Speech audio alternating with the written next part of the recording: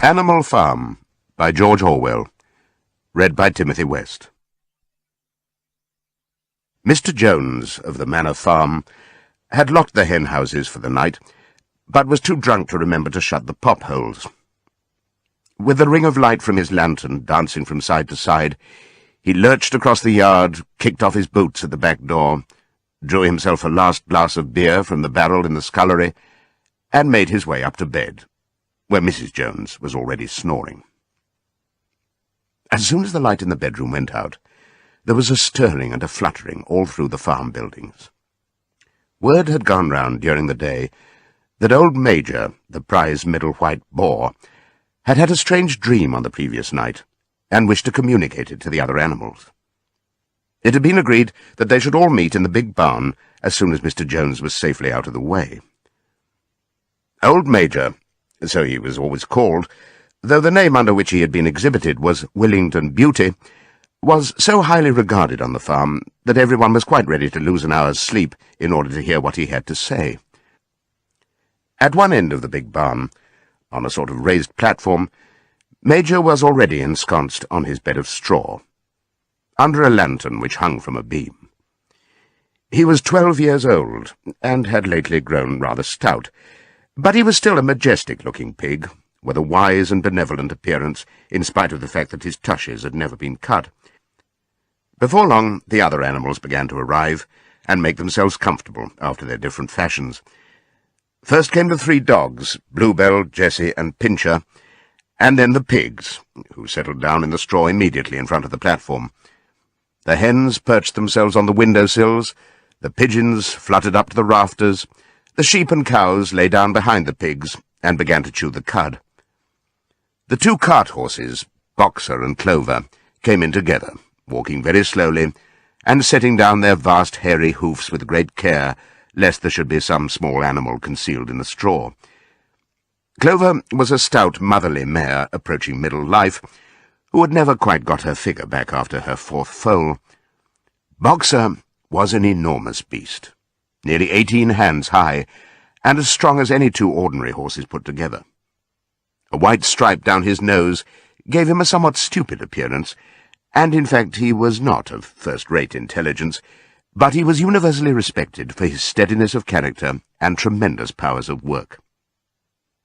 After the horses came Muriel, the white goat, and Benjamin, the donkey. Benjamin was the oldest animal on the farm, and the worst-tempered. He seldom talked, and when he did it was usually to make some cynical remark. For instance, he would say that God had given him a tail to keep the flies off, but that he would sooner have had no tail and no flies. Alone among the animals on the farm, he never laughed. If asked why, he would say that he saw nothing to laugh at. Nevertheless, without openly admitting it, he was devoted to Boxer. The 2 of them usually spent their Sundays together in the small paddock beyond the orchard, grazing side by side and never speaking. The 2 horses had just lain down when a brood of ducklings, which had lost their mother, filed into the barn, cheeping feebly and wandering from side to side to find some place where they would not be trodden on. Clover made a sort of wall round them with her great foreleg, and the ducklings nestled down inside it and promptly fell asleep. At the last moment, Molly, the foolish, pretty white mare who drew Mr. Jones's trap, came mincing daintily in, chewing at a lump of sugar. She took a place near the front and began flirting her white mane, hoping to draw attention to the red ribbons it was plaited with. Last of all came the cat, who looked round as usual for the warmest place, and finally squeezed herself in between Boxer and Clover. There she purred contentedly throughout Major's speech, without listening to a word of what he was saying. All the animals were now present, except Moses, the tame raven, who slept on a perch behind the back door. When Major saw that they had all made themselves comfortable, and were waiting attentively, he cleared his throat and began, "Comrades, you have already heard about the strange dream that I had last night. But I will come to the dream later. I have something else to say first. I do not think, comrades, that I shall be with you for many months longer, and before I die, I feel it my duty to pass on to you such wisdom as I have acquired. I have had a long life. I have had much time for thought as I lay alone in my stall, and I think I may say that I understand the nature of life on this earth as well as any animal now living. It is about this that I wish to speak to you. Now, comrades, what is the nature of this life of ours? Let us face it, our lives are miserable, laborious, and short. We are born, we are given just so much food as will keep the breath in our bodies, and those of us who are capable of it are forced to work to the last atom of our strength. And the very instant that our usefulness has come to an end, we are slaughtered with hideous cruelty. No animal in England knows the meaning of happiness or leisure after he is a year old. No animal in England is free. The life of an animal is misery and slavery. That is the plain truth. But is this simply part of the order of nature? Is it because this land of ours is so poor that it cannot afford a decent life to those who dwell upon it? No, comrades, 1,000 times no. The soil of England is fertile. Its climate is good. It is capable of affording food in abundance to an enormously greater number of animals than now inhabit it.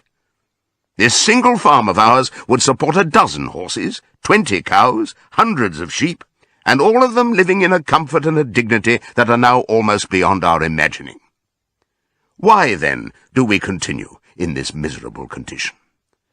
Because nearly the whole of the produce of our labor is stolen from us by human beings. There, comrades, is the answer to all our problems. It is summed up in a single word: man.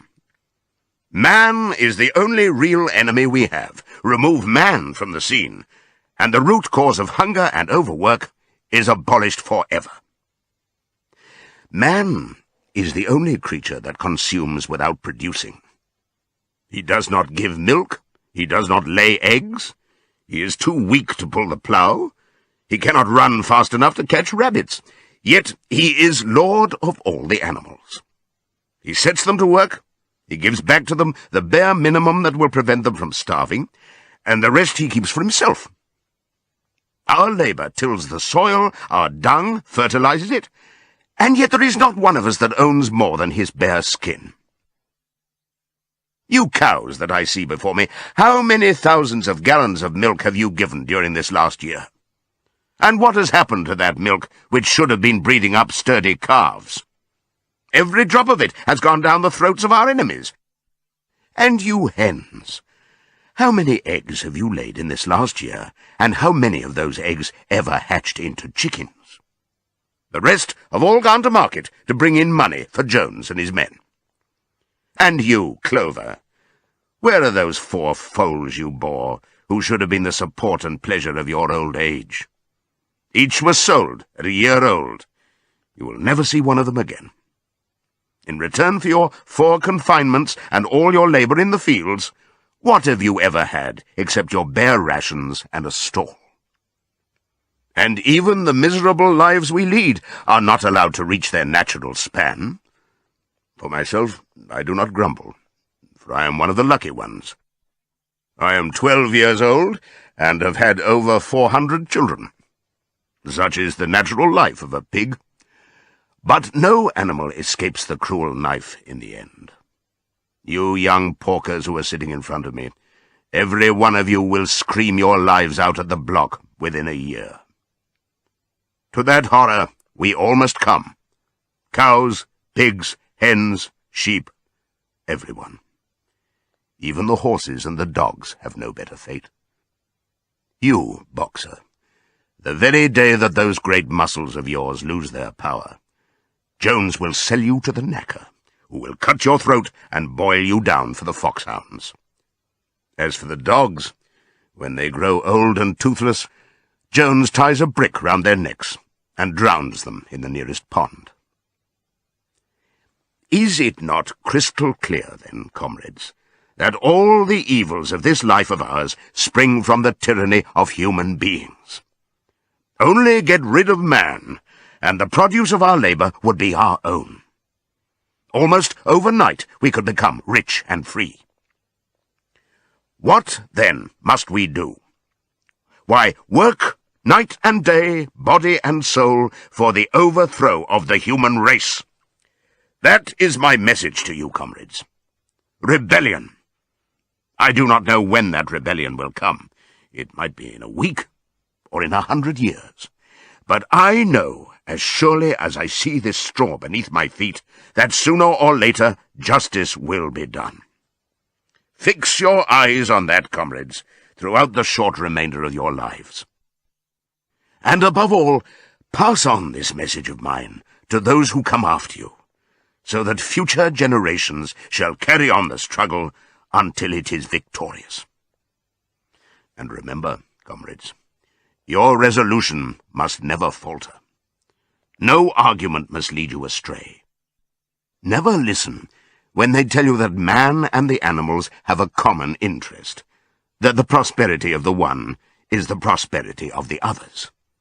It is all lies. Man serves the interests of no creature except himself. And among us animals, let there be perfect unity, perfect comradeship in the struggle. All men are enemies.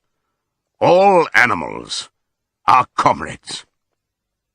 At this moment there was a tremendous uproar. While Major was speaking, 4 large rats had crept out of their holes and were sitting on their hind quarters, listening to him. The dogs had suddenly caught sight of them, and it was only by a swift dash for their holes that the rats saved their lives.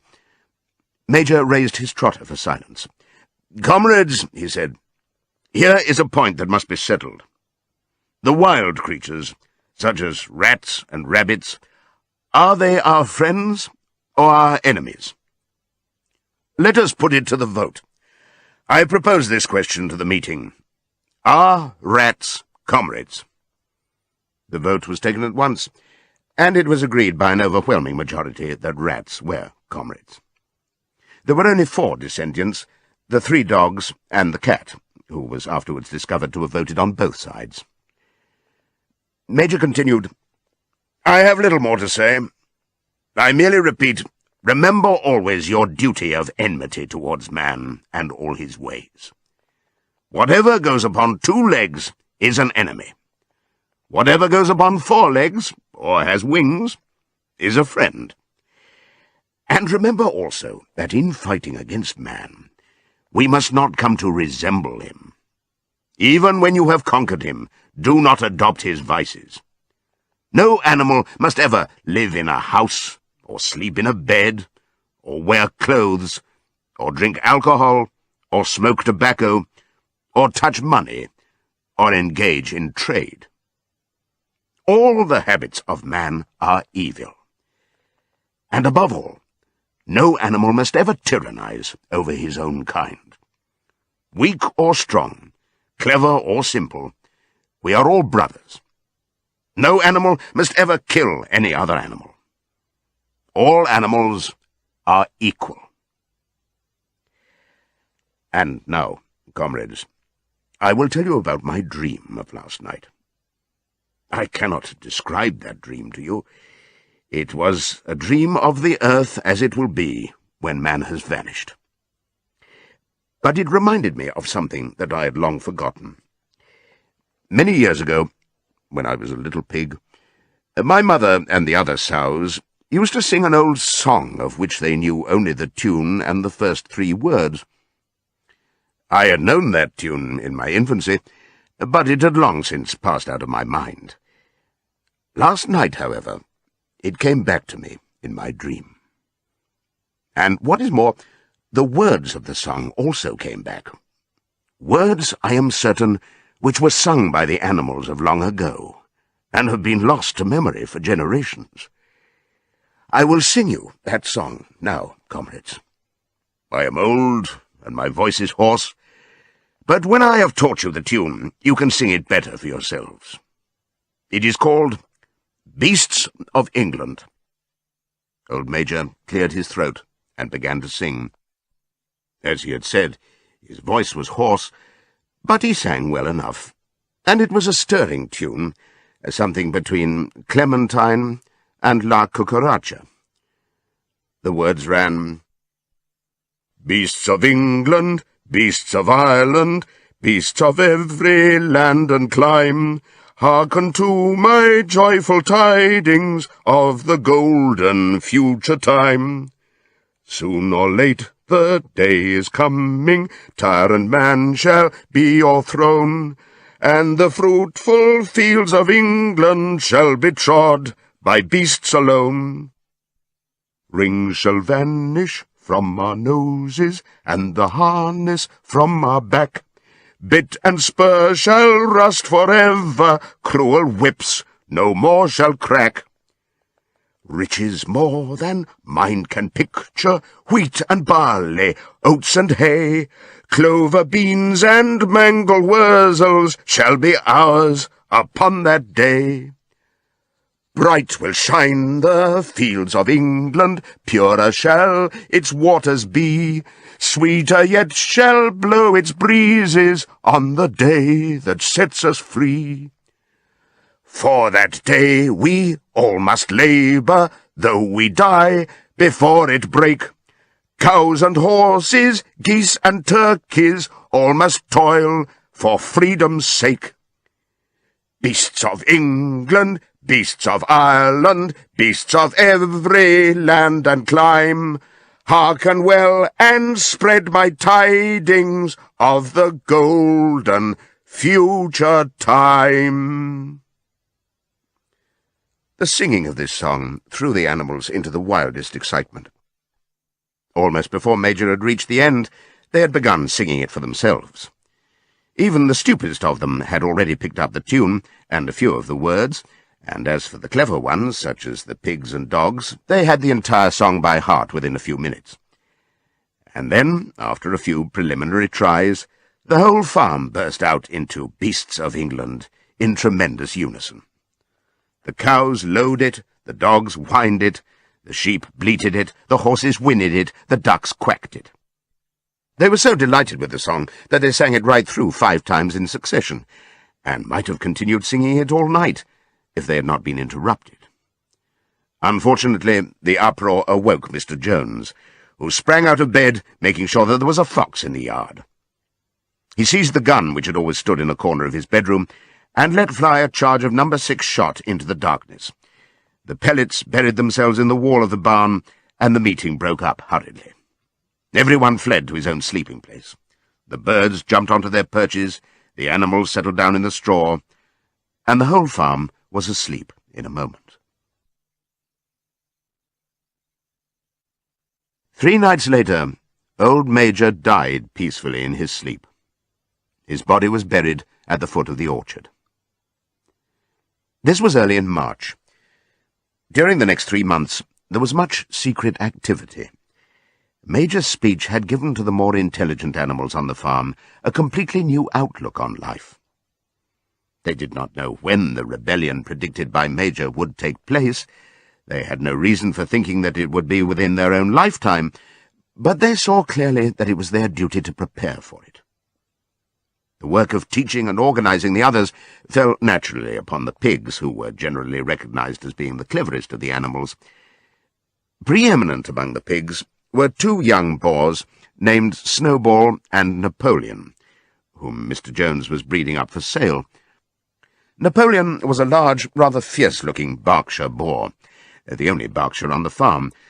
Not much of a talker, but with a reputation for getting his own way. Snowball was a more vivacious pig than Napoleon, quicker in speech and more inventive, but was not considered to have the same depth of character.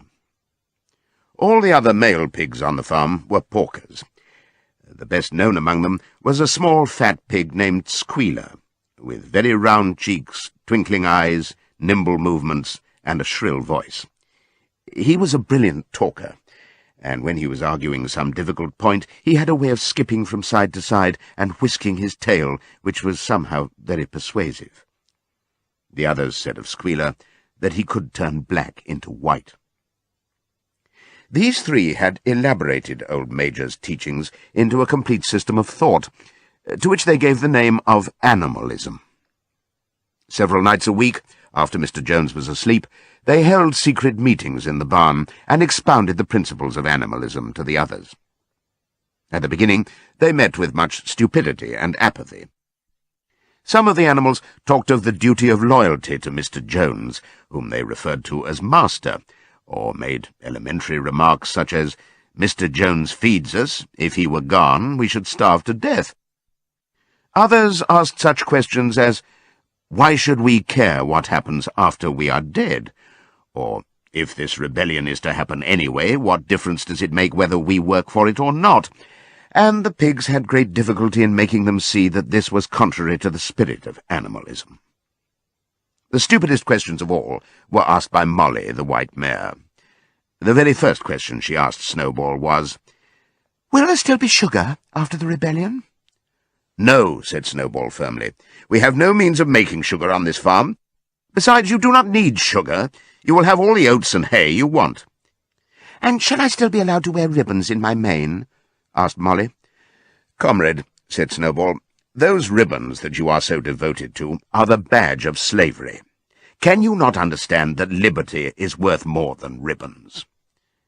Molly agreed, but she did not sound very convinced. The pigs had an even harder struggle to counteract the lies put about by Moses, the tame raven. Moses, who was Mr. Jones's especial pet, was a spy and a tale-bearer, but he was also a clever talker. He claimed to know of the existence of a mysterious country called Sugar Candy Mountain, to which all animals went when they died. It was situated somewhere up in the sky, a little distance beyond the clouds, Moses said. In Sugar Candy Mountain it was Sunday 7 days a week. Clover was in season all the year round, and lump sugar and linseed cake grew on the hedges. The animals hated Moses because he told tales and did no work, but some of them believed in Sugar Candy Mountain, and the pigs had to argue very hard to persuade them that there was no such place. Their most faithful disciples were the 2 cart horses, Boxer and Clover. These two had great difficulty in thinking anything out for themselves, but having once accepted the pigs as their teachers, they absorbed everything that they were told and passed it on to the other animals by simple arguments.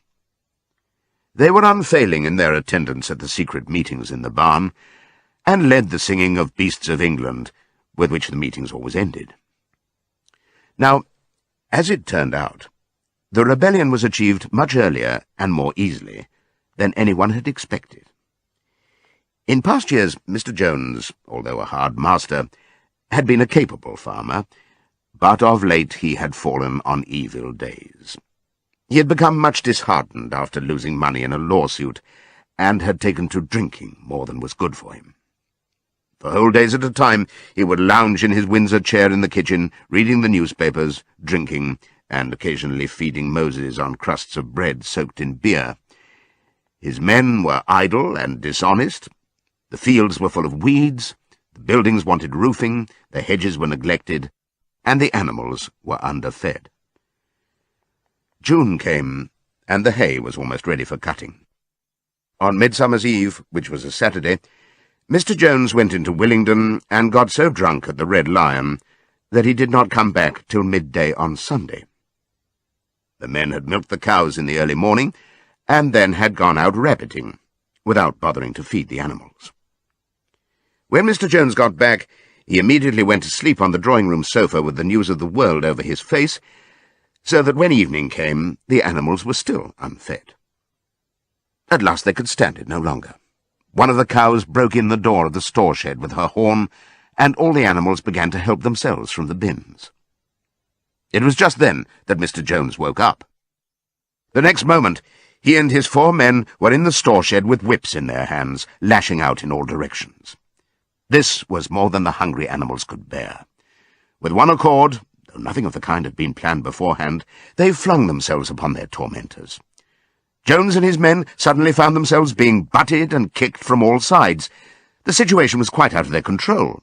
They had never seen animals behave like this before, and this sudden uprising of creatures whom they were used to thrashing and maltreating just as they chose frightened them almost out of their wits. After only a moment or two, they gave up trying to defend themselves and took to their heels.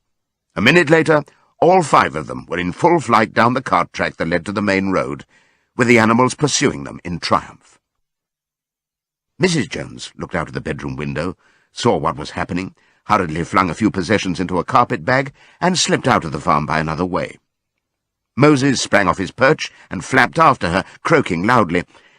Meanwhile, the animals had chased Jones and his men out onto the road and slammed the 5-barred gate behind them.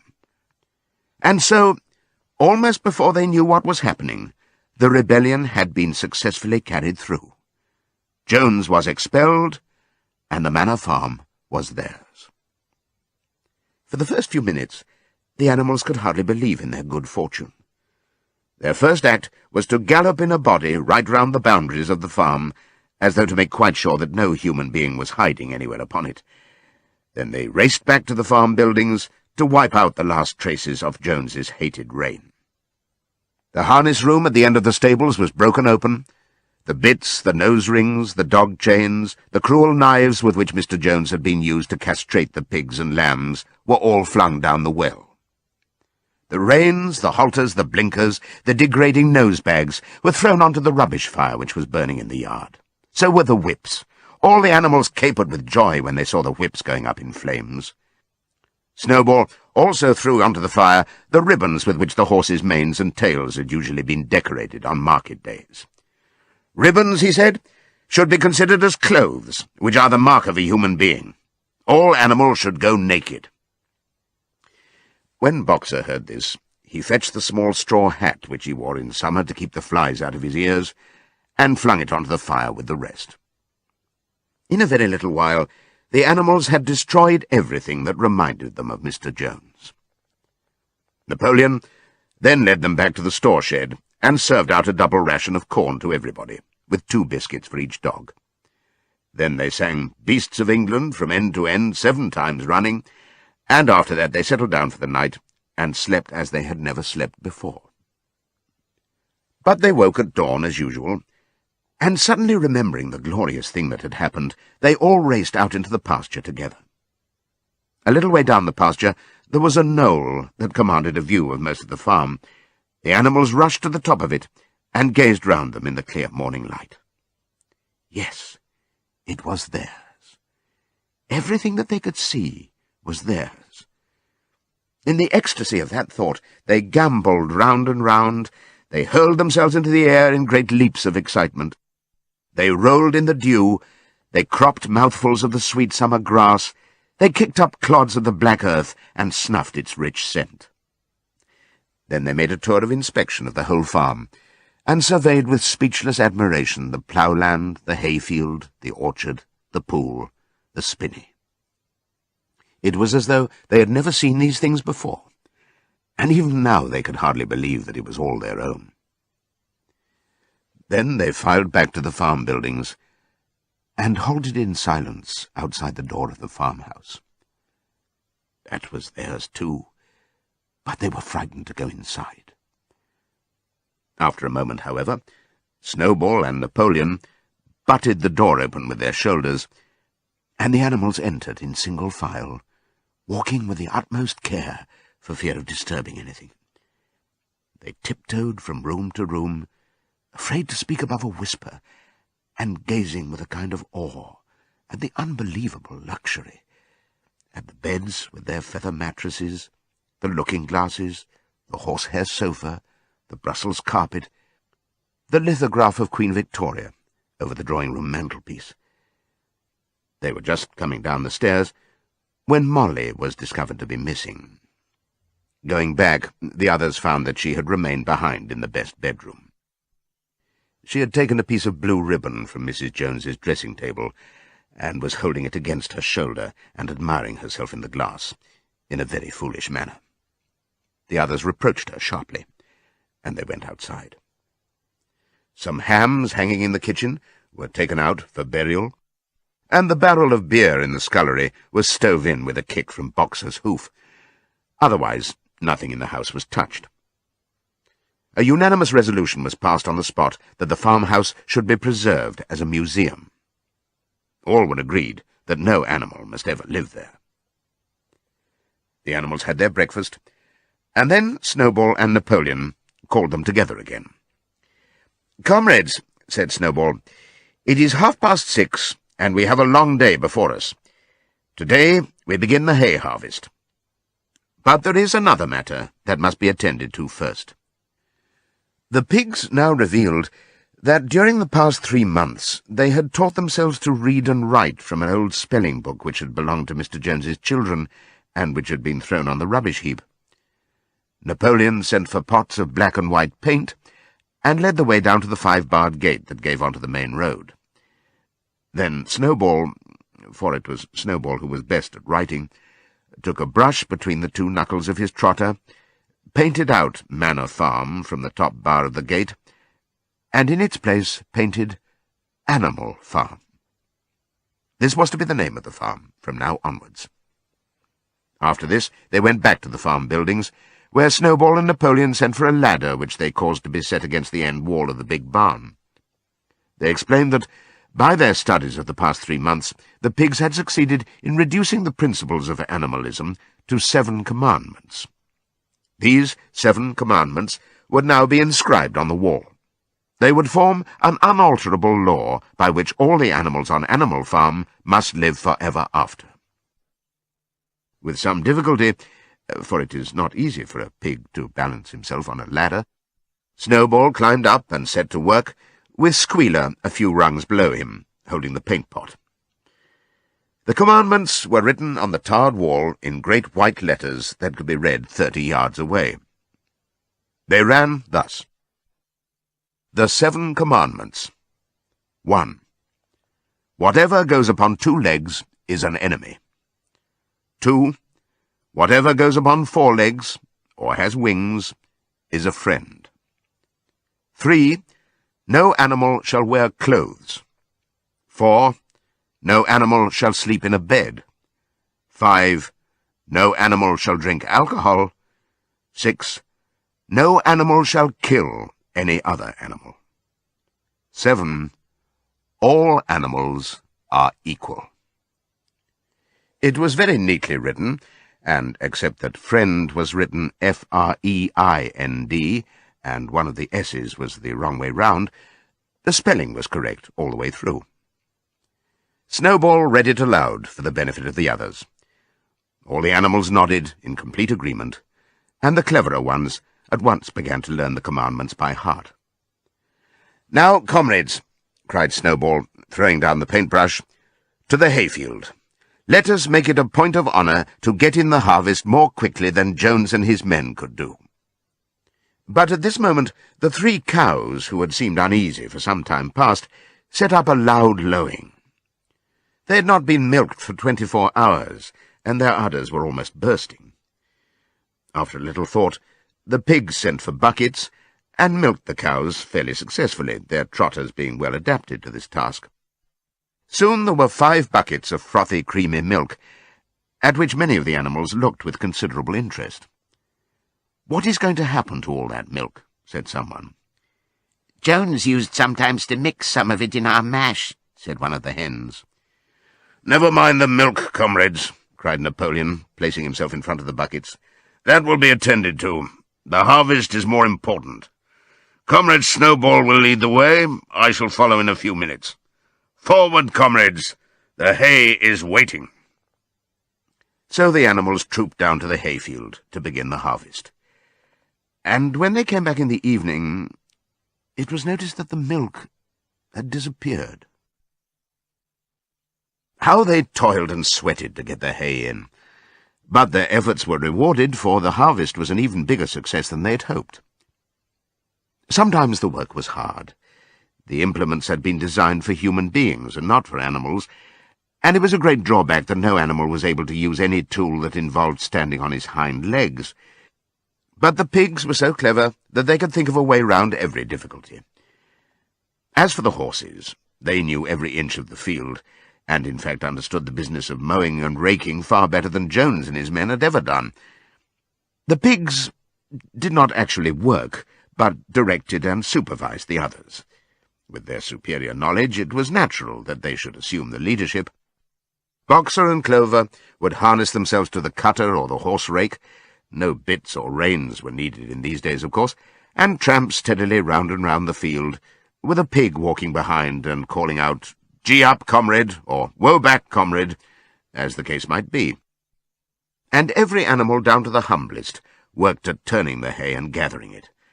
Even the ducks and hens toiled to and fro all day in the sun, carrying tiny wisps of hay in their beaks. In the end, they finished the harvest in 2 days less time than it had usually taken Jones and his men.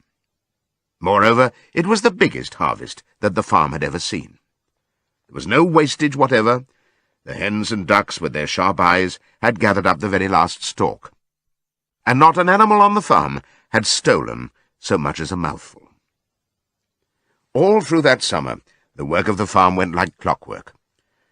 The animals were happy as they had never conceived it possible to be. Every mouthful of food was an acute positive pleasure, now that it was truly their own food, produced by themselves and for themselves, not doled out to them by a grudging master. With the worthless parasitical human beings gone, there was more for everyone to eat. There was more leisure, too, inexperienced though the animals were. They met with many difficulties.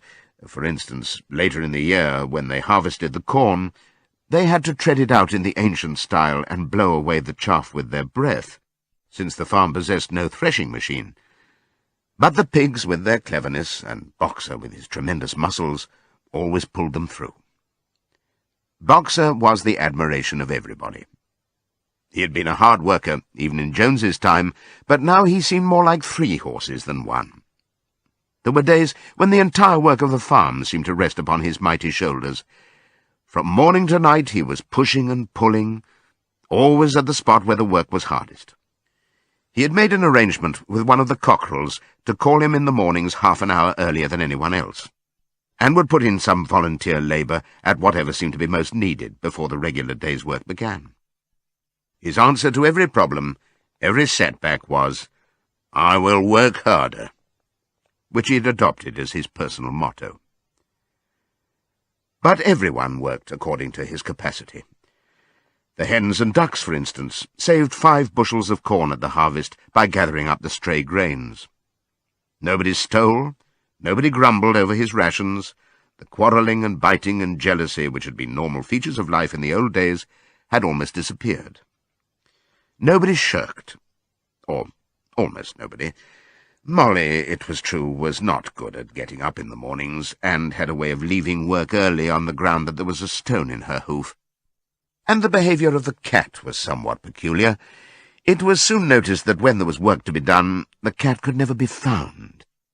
She would vanish for hours on end, and then reappear at meal times, or in the evening after work was over, as though nothing had happened. But she always made such excellent excuses and purred so affectionately that it was impossible not to believe in her good intentions. Old Benjamin the donkey seemed quite unchanged since the rebellion. He did his work in the same slow, obstinate way as he had done it in Jones's time, never shirking, and never volunteering for extra work either. About the rebellion and its results, he would express no opinion. When asked whether he was not happier now that Jones was gone, he would say only, "Donkeys live a long time. None of you has ever seen a dead donkey." And the others had to be content with this cryptic answer.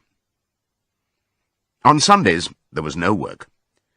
Breakfast was an hour later than usual, and after breakfast there was a ceremony which was observed every week without fail. First came the hoisting of the flag. Snowball had found in the harness room an old green tablecloth of Mrs. Jones's, and had painted on it a hoof and a horn in white. This was run up the flagstaff in the farmhouse garden every Sunday morning.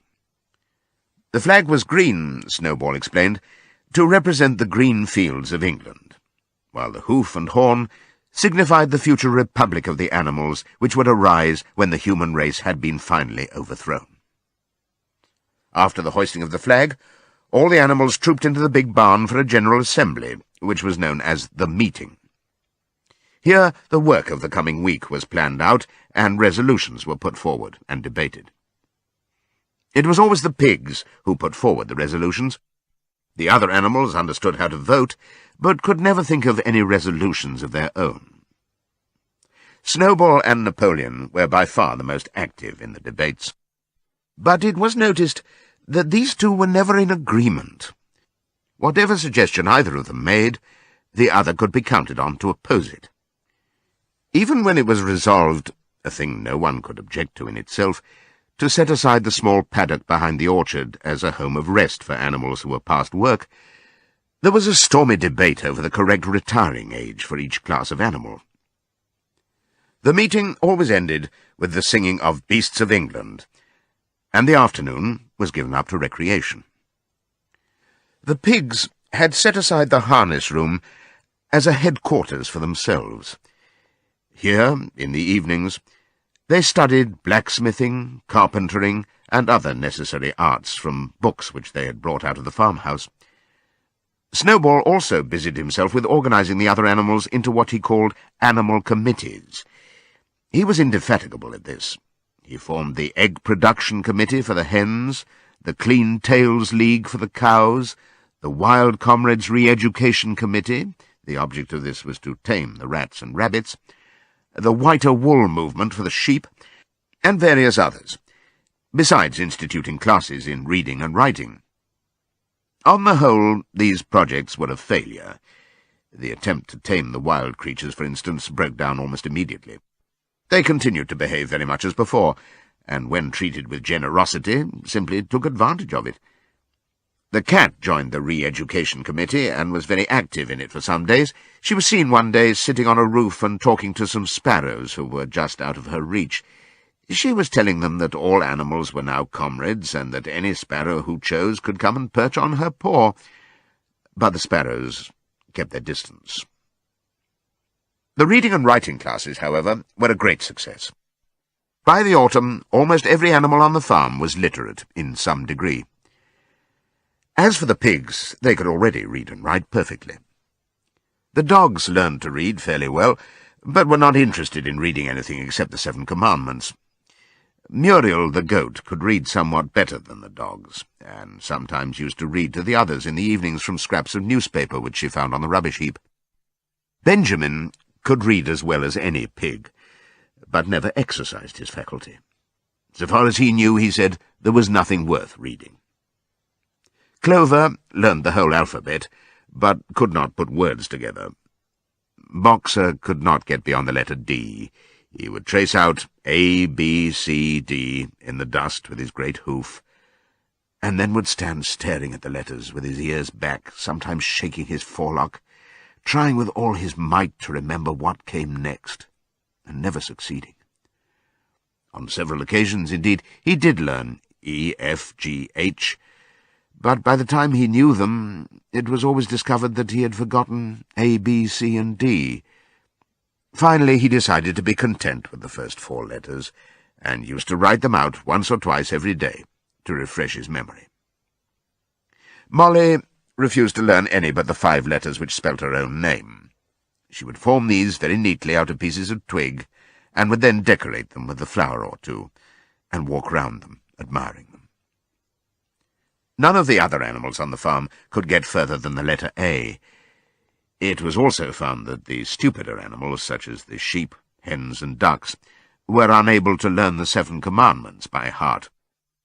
After much thought, Snowball declared that the 7 Commandments could in effect be reduced to a single maxim, namely, 4 legs good, 2 legs bad. This, he said, contained the essential principle of animalism. Whoever had thoroughly grasped it would be safe from human influences. The birds at first objected, since it seemed to them that they also had 2 legs, but Snowball proved to them that this was not so. A bird's wing, comrades, he said, is an organ of propulsion and not of manipulation. It should therefore be regarded as a leg. The distinguishing mark of man is the hand, the instrument with which he does all his mischief. The birds did not understand Snowball's long words, but they accepted his explanation, and all the humbler animals set to work to learn the new maxim by heart. 4 legs good, 2 legs bad, was inscribed on the end wall of the barn above the 7 Commandments, and in bigger letters. When they had once got it by heart, the sheep developed a great liking for this maxim, and often as they lay in the field, they would all start bleating, 4 legs good, 2 legs bad, 4 legs good, 2 legs bad, and keep it up for hours on end, never growing tired of it. Napoleon took no interest in Snowball's committees. He said that the education of the young was more important than anything that could be done for those who were already grown up. It happened that Jessie and Bluebell had both whelped soon after the hay harvest, giving birth between them to 9 sturdy puppies. As soon as they were weaned, Napoleon took them away from their mothers, saying that he would make himself responsible for their education. He took them up into a loft, which could only be reached by a ladder from the harness room, and there kept them in such seclusion that the rest of the farm soon forgot their existence. The mystery of where the milk went to was soon cleared up. It was mixed every day into the pig's mash. The early apples were now ripening, and the grass of the orchard was littered with windfalls. The animals had assumed, as a matter of course, that these would be shared out equally. One day, however, the order went forth that all the windfalls were to be collected and brought to the harness room for the use of the pigs. At this, some of the other animals murmured, but it was no use. All the pigs were in full agreement on this point, even Snowball and Napoleon. Squealer was sent to make the necessary explanations to the others. "Comrades," he cried, "you do not imagine, I hope, that we pigs are doing this in a spirit of selfishness and privilege. Many of us actually dislike milk and apples. I dislike them myself. Our sole object in taking these things is to preserve our health. Milk and apples, this has been proved by science, comrades, contain substances absolutely necessary to the well-being of a pig. We pigs are brain workers. The whole management and organization of this farm depend on us. Day and night we are watching over your welfare. It is for your sake that we drink that milk and eat those apples. Do you know what would happen if we pigs failed in our duty? Jones would come back. Yes, Jones would come back." "Surely, comrades," cried Squealer, almost pleadingly, skipping from side to side and whisking his tail, "surely there is no one among you who wants to see Jones come back." Now, if there was one thing that the animals were completely certain of, it was that they did not want Jones back. When it was put to them in this light, they had no more to say. The importance of keeping the pigs in good health was all too obvious, so it was agreed without further argument that the milk and the windfall apples, and also the main crop of apples when they ripened, should be reserved for the pigs alone. By the late summer, the news of what had happened on Animal Farm had spread across half the county. Every day Snowball and Napoleon sent out flights of pigeons, whose instructions were to mingle with the animals on neighbouring farms, tell them the story of the rebellion, and teach them the tune of Beasts of England. Most of this time, Mr. Jones had spent sitting in the tap-room of the Red Lion at Willington, complaining to anyone who would listen of the monstrous injustice he had suffered in being turned out of his property by a pack of good-for-nothing animals. The other farmers sympathized in principle, but they did not at first give him much help. At heart, each of them was secretly wondering whether he could not somehow turn Jones's misfortune to his own advantage. It was lucky that the owners of the 2 farms which adjoined Animal Farm were on permanently bad terms. One of them, which was named Foxwood, was a large, neglected, old-fashioned farm, much overgrown by woodland, with all its pastures worn out and its hedges in a disgraceful condition. Its owner, Mr. Pilkington, was an easy-going gentleman farmer who spent most of his time in fishing or hunting, according to the season. The other farm, which was called Pinchfield, was smaller and better kept. Its owner was a Mr. Frederick, a tough, shrewd man, perpetually involved in lawsuits, and with a name for driving hard bargains. These 2 disliked each other so much that it was difficult for them to come to any agreement, even in defence of their own interests. Nevertheless, they were both thoroughly frightened by the rebellion on Animal Farm, and very anxious to prevent their own animals from learning too much about it. At first they pretended to laugh to scorn the idea of animals managing a farm for themselves. The whole thing would be over in a fortnight, they said. They put it about that the animals on the manor farm— they insisted on calling it the manor farm, they would not tolerate the name animal farm— were perpetually fighting among themselves, and were also rapidly starving to death. When time passed and the animals had evidently not starved to death, Frederick and Pilkington changed their tune and began to talk of the terrible wickedness that now flourished on Animal Farm. It was given out that the animals there practiced cannibalism, tortured one another with red-hot horseshoes, and had their females in common. This was what came of rebelling against the laws of nature, Frederick and Pilkington said. However, these stories were never fully believed.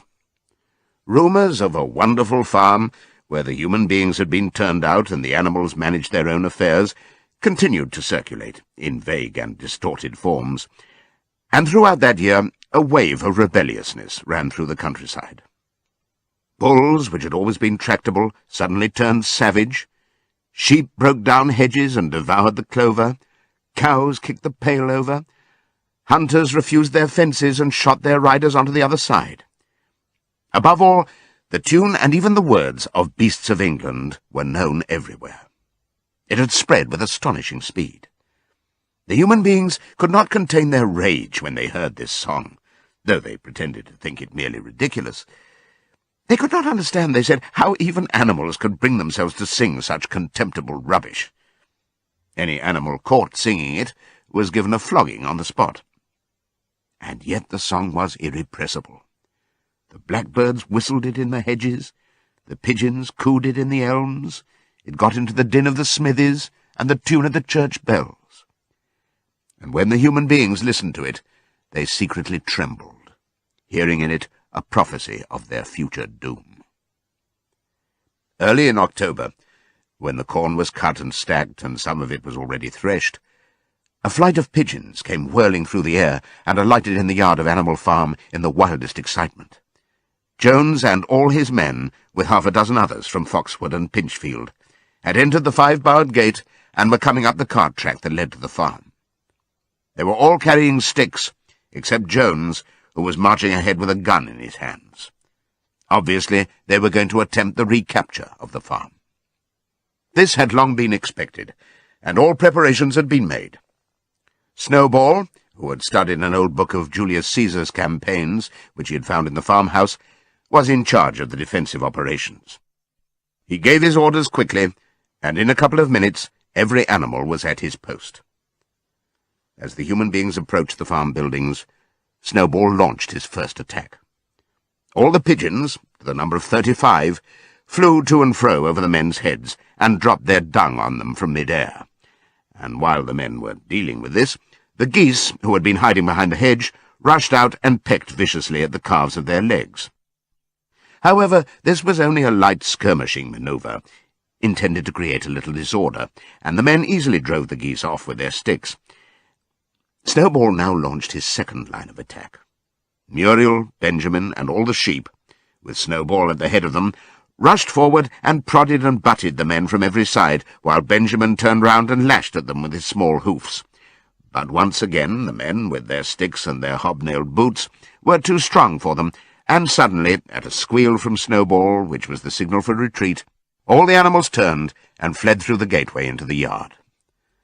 The men gave a shout of triumph. They saw, as they imagined, their enemies in flight, and they rushed after them in disorder. This was just what Snowball had intended. As soon as they were well inside the yard, the 3 horses, the 3 cows, and the rest of the pigs, who had been lying in ambush in the cowshed, suddenly emerged in their rear, cutting them off. Snowball now gave the signal for the charge. He himself dashed straight for Jones. Jones saw him coming, raised his gun, and fired. The pellets scored bloody streaks along Snowball's back, and a sheep dropped dead. Without halting for an instant, Snowball flung his 15 stone against Jones's legs. Jones was hurled into a pile of dung, and his gun flew out of his hands. But the most terrifying spectacle of all was Boxer, rearing up on his hind legs and striking out with his great iron-shod hoofs like a stallion. His very first blow took a stable lad from Foxwood on the skull and stretched him lifeless in the mud. At the sight, several men dropped their sticks and started to run. Panic overtook them, and the next moment all the animals together were chasing them round and round the yard. They were gored, kicked, bitten, trampled on. There was not an animal on the farm that did not take vengeance on them after his own fashion. Even the cat suddenly leapt off a roof onto a cowman's shoulders and sank her claws in his neck, at which he yelled horribly. At a moment when the opening was clear, the men were glad enough to rush out of the yard and make a bolt for the main road. And so, within 5 minutes of their invasion, they were in ignominious retreat by the same way as they had come, with a flock of geese hissing after them and pecking at their calves all the way. All the men were gone, except one. Back in the yard, Boxer was pawing with his hoof at the stable lad, who lay face down in the mud, trying to turn him over. The boy did not stir. "He is dead," said Boxer sorrowfully. "I had no intention of doing that. I forgot that I was wearing iron shoes. Who will believe that I did not do this on purpose?" "No sentimentality, comrade," cried Snowball, from whose wounds the blood was still dripping. "War is war. The only good human being is a dead one." "I have no wish to take life, not even human life," repeated Boxer, and his eyes were full of tears. "Where is Molly?" exclaimed somebody. Molly, in fact, was missing. For a moment there was great alarm. It was feared that the men might have harmed her in some way, or even carried her off with them. In the end, however, she was found hiding in her stall, with her head buried among the hay in the manger. She had taken to flight as soon as the gun went off, and when the others came back from looking for her, it was to find that the stable lad, who in fact was only stunned, had already recovered and made off. The animals had now reassembled in the wildest excitement, each recounting his own exploits in the battle at the top of his voice. An impromptu celebration of the victory was held immediately. The flag was run up, and Beasts of England was sung a number of times. Then the sheep who had been killed was given a solemn funeral, a hawthorn bush being planted on her grave. At the graveside, Snowball made a little speech, emphasizing the need for all animals to be ready to die for Animal Farm, if need be. The animals decided unanimously to create a military decoration, Animal Hero First Class, which was conferred there and then on Snowball and Boxer. It consisted of a brass medal — they were really some old horse brasses which had been found in the harness room — to be worn on Sundays and holidays. There was also Animal Hero Second Class, which was conferred posthumously on the dead sheep. There was much discussion as to what the battle should be called. In the end, it was named the Battle of the Cowshed, since that was where the ambush had been sprung. Mr. Jones's gun had been found lying in the mud, and it was known that there was a supply of cartridges in the farmhouse. It was decided to set the gun up at the foot of the flagstaff, like a piece of artillery, and to fire it twice a year, once on October the 12th, the anniversary of the Battle of the Cowshed, and once on Midsummer Day, the anniversary of the rebellion. As winter drew on, Molly became more and more troublesome. She was late for work every morning, and excused herself by saying that she had overslept, and she complained of mysterious pains, although her appetite was excellent. On every kind of pretext she would run away from work and go to the drinking pool, where she would stand foolishly gazing at her own reflection in the water.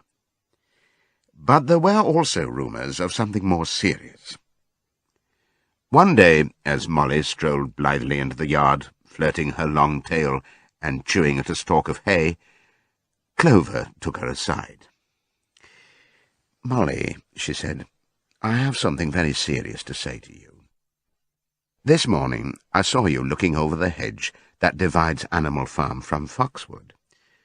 One of Mr. Pilkington's men was standing on the other side of the hedge, and I was a long way away, but I'm almost certain I saw this. He was talking to you, and you were allowing him to stroke your nose. What does that mean, Molly?" "It didn't. I wasn't. It isn't true," cried Molly, beginning to prance about and paw the ground. "Molly, look me in the face. Do you give me your word of honour that that man was not stroking your nose?" "It isn't true," repeated Molly, but she could not look Clover in the face, and the next moment she took to her heels and galloped away into the field. A thought struck Clover. Without saying anything to the others, she went to Molly's stall and turned over the straw with her hoof. Hidden under the straw was a little pile of lump sugar and several bunches of ribbon of different colours. 3 days later, Molly disappeared. For some weeks, nothing was known of her whereabouts. Then the pigeons reported that they had seen her on the other side of Willingdon. She was between the shafts of a smart dog-cart, painted red and black, which was standing outside a public house. A fat, red-faced man in check breeches and gaiters, who looked like a publican, was stroking her nose and feeding her with sugar. Her coat was newly clipped, and she wore a scarlet ribbon round her forelock. She appeared to be enjoying herself, so the pigeons said. None of the animals ever mentioned Molly again. In January, there came bitterly hard weather. The earth was like iron, and nothing could be done in the fields. Many meetings were held in the big barn, and the pigs occupied themselves with planning out the work of the coming season. It had come to be accepted that the pigs, who were manifestly cleverer than the other animals, should decide all questions of farm policy, though their decisions had to be ratified by a majority vote. This arrangement would have worked well enough if it had not been for the disputes between Snowball and Napoleon. These two disagreed at every point where disagreement was possible. If one of them suggested sowing a bigger acreage with barley, the other was certain to demand a bigger acreage of oats, and if one of them said that such and such a field was just right for cabbages, the other would declare that it was useless for anything except roots. Each had his own following, and there were some violent debates. At the meetings, Snowball often won over the majority by his brilliant speeches, but Napoleon was better at canvassing support for himself in between times. He was especially successful with the sheep. Of late the sheep had taken to bleating, "4 legs good, 2 legs bad," both in and out of season, and they often interrupted the meeting with this. It was noticed that they were especially liable to break into 4 legs good, 2 legs bad at crucial moments in Snowball's speeches. Snowball had made a close study of some back numbers of the Farmer and Stock Breeder which he had found in the farmhouse, and was full of plans for innovations and improvements. He talked learnedly about field drains, silage, and basic slag, and had worked out a complicated scheme for all the animals to drop their dung directly in the fields at a different spot every day, to save the labour of cartage. Napoleon produced no schemes of his own, but said quietly that Snowball's would come to nothing, and seemed to be biding his time. But of all their controversies, none was so bitter as the one that took place over the windmill. In the long pasture, not far from the farm buildings, there was a small knoll, which was the highest point on the farm. After surveying the ground, Snowball declared that this was just the place for a windmill, which could be made to operate a dynamo and supply the farm with electrical power. This would light the stalls and warm them in winter, and would also run a circular saw, a chaff cutter, a mangle slicer, and an electric milking machine. The animals had never heard of anything of this kind before, for the farm was an old-fashioned one and had only the most primitive machinery, and they listened in astonishment, while Snowball conjured up pictures of fantastic machines which would do their work for them, while they grazed at their ease in the fields, or improved their minds with reading and conversation. Side 2. Within a few weeks, Snowball's plans for the windmill were fully worked out. The mechanical details came mostly from 3 books which had belonged to Mr. Jones: 1,000 Useful Things to Do About the House, Every Man His Own Bricklayer, and Electricity for Beginners. Snowball used as his study a shed which had once been used for incubators and had a smooth wooden floor suitable for drawing on. He was closeted there for hours at a time. With his books held open by a stone, and with a piece of chalk gripped between the knuckles of his trotter, he would move rapidly to and fro, drawing in line after line, and uttering little whimpers of excitement. Gradually the plans grew into a complicated mass of cranks and cog-wheels, covering more than half the floor, which the other animals found completely unintelligible, but very impressive. All of them came to look at Snowball's drawings at least once a day. Even the hens and ducks came, and were at pains not to tread on the chalk marks. Only Napoleon held aloof. He had declared himself against the windmill from the start. One day, however, he arrived unexpectedly to examine the plans. He walked heavily round the shed, looked closely at every detail of the plans, and snuffed at them once or twice, then stood for a little while contemplating them out of the corner of his eye. Then suddenly he lifted his leg, urinated over the plans, and walked out without uttering a word. The whole farm was deeply divided on the subject of the windmill. Snowball did not deny that to build it would be a difficult business. Stone would have to be quarried and built up into walls, then the sails would have to be made, and after that there would be need for dynamos and cables. How these were to be procured, Snowball did not say, but he maintained that it could all be done in a year, and thereafter, he declared, so much labour would be saved that the animals would only need to work 3 days a week. Napoleon, on the other hand, argued that the great need of the moment was to increase food production, and that if they wasted time on the windmill, they would all starve to death. The animals formed themselves into 2 factions, under the slogans, "Vote for Snowball and the 3-day week," and "Vote for Napoleon and the full manger." Benjamin was the only animal who did not side with either faction. He refused to believe either that food would become more plentiful, or that the windmill would save work. Windmill or no windmill, he said, life would go on as it had always gone on.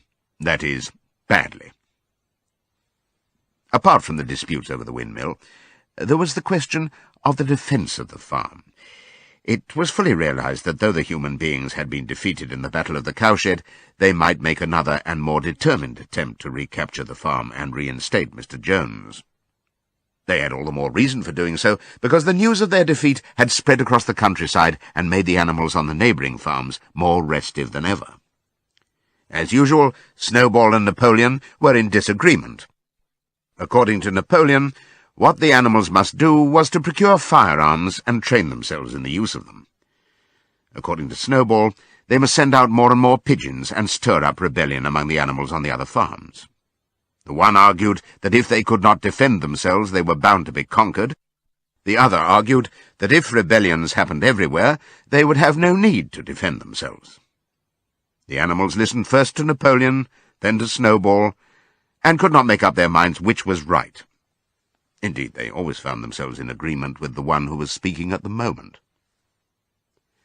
At last the day came when Snowball's plans were completed. At the meeting on the following Sunday, the question of whether or not to begin work on the windmill was to be put to the vote. When the animals had assembled in the big barn, Snowball stood up and, though occasionally interrupted by bleating from the sheep, set forth his reasons for advocating the building of the windmill. Then Napoleon stood up to reply. He said very quietly that the windmill was nonsense, and that he advised nobody to vote for it, and promptly sat down again. He had spoken for barely 30 seconds, and seemed almost indifferent as to the effect he produced. At this, Snowball sprang to his feet, and shouting down the sheep, who had begun bleating again, broke into a passionate appeal in favour of the windmill. Until now, the animals had been about equally divided in their sympathies, but in a moment Snowball's eloquence had carried them away. In glowing sentences, he painted a picture of Animal Farm as it might be when sordid labour was lifted from the animals' backs. His imagination had now run far beyond chaff-cutters and turnip slicers. Electricity, he said, could operate threshing machines, ploughs, harrows, rollers and reapers and binders, besides supplying every stall with its own electric light, hot and cold water, and an electric heater. By the time he'd finished speaking, there was no doubt as to which way the vote would go.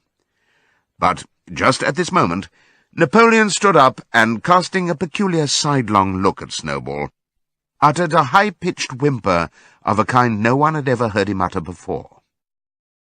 At this, there was a terrible baying sound outside, and 9 enormous dogs wearing brass-studded collars came bounding into the barn. They dashed straight for Snowball, who only sprang from his place just in time to escape their snapping jaws. In a moment he was out of the door, and they were after him. Too amazed and frightened to speak, all the animals crowded through the door to watch the chase. Snowball was racing across the long pasture that led to the road. He was running as only a pig can run, but the dogs were close on his heels. Suddenly he slipped, and it seemed certain that they had him. Then he was up again, running faster than ever. Then the dogs were gaining on him again. One of them all but closed his jaws on Snowball's tail, but Snowball whisked it free just in time. Then he put on an extra spurt, and with a few inches to spare, slipped through a hole in the hedge and was seen no more. Silent and terrified, the animals crept back into the barn. In a moment the dogs came bounding back. At first, no one had been able to imagine where these creatures came from, but the problem was soon solved. They were the puppies whom Napoleon had taken away from their mothers and reared privately.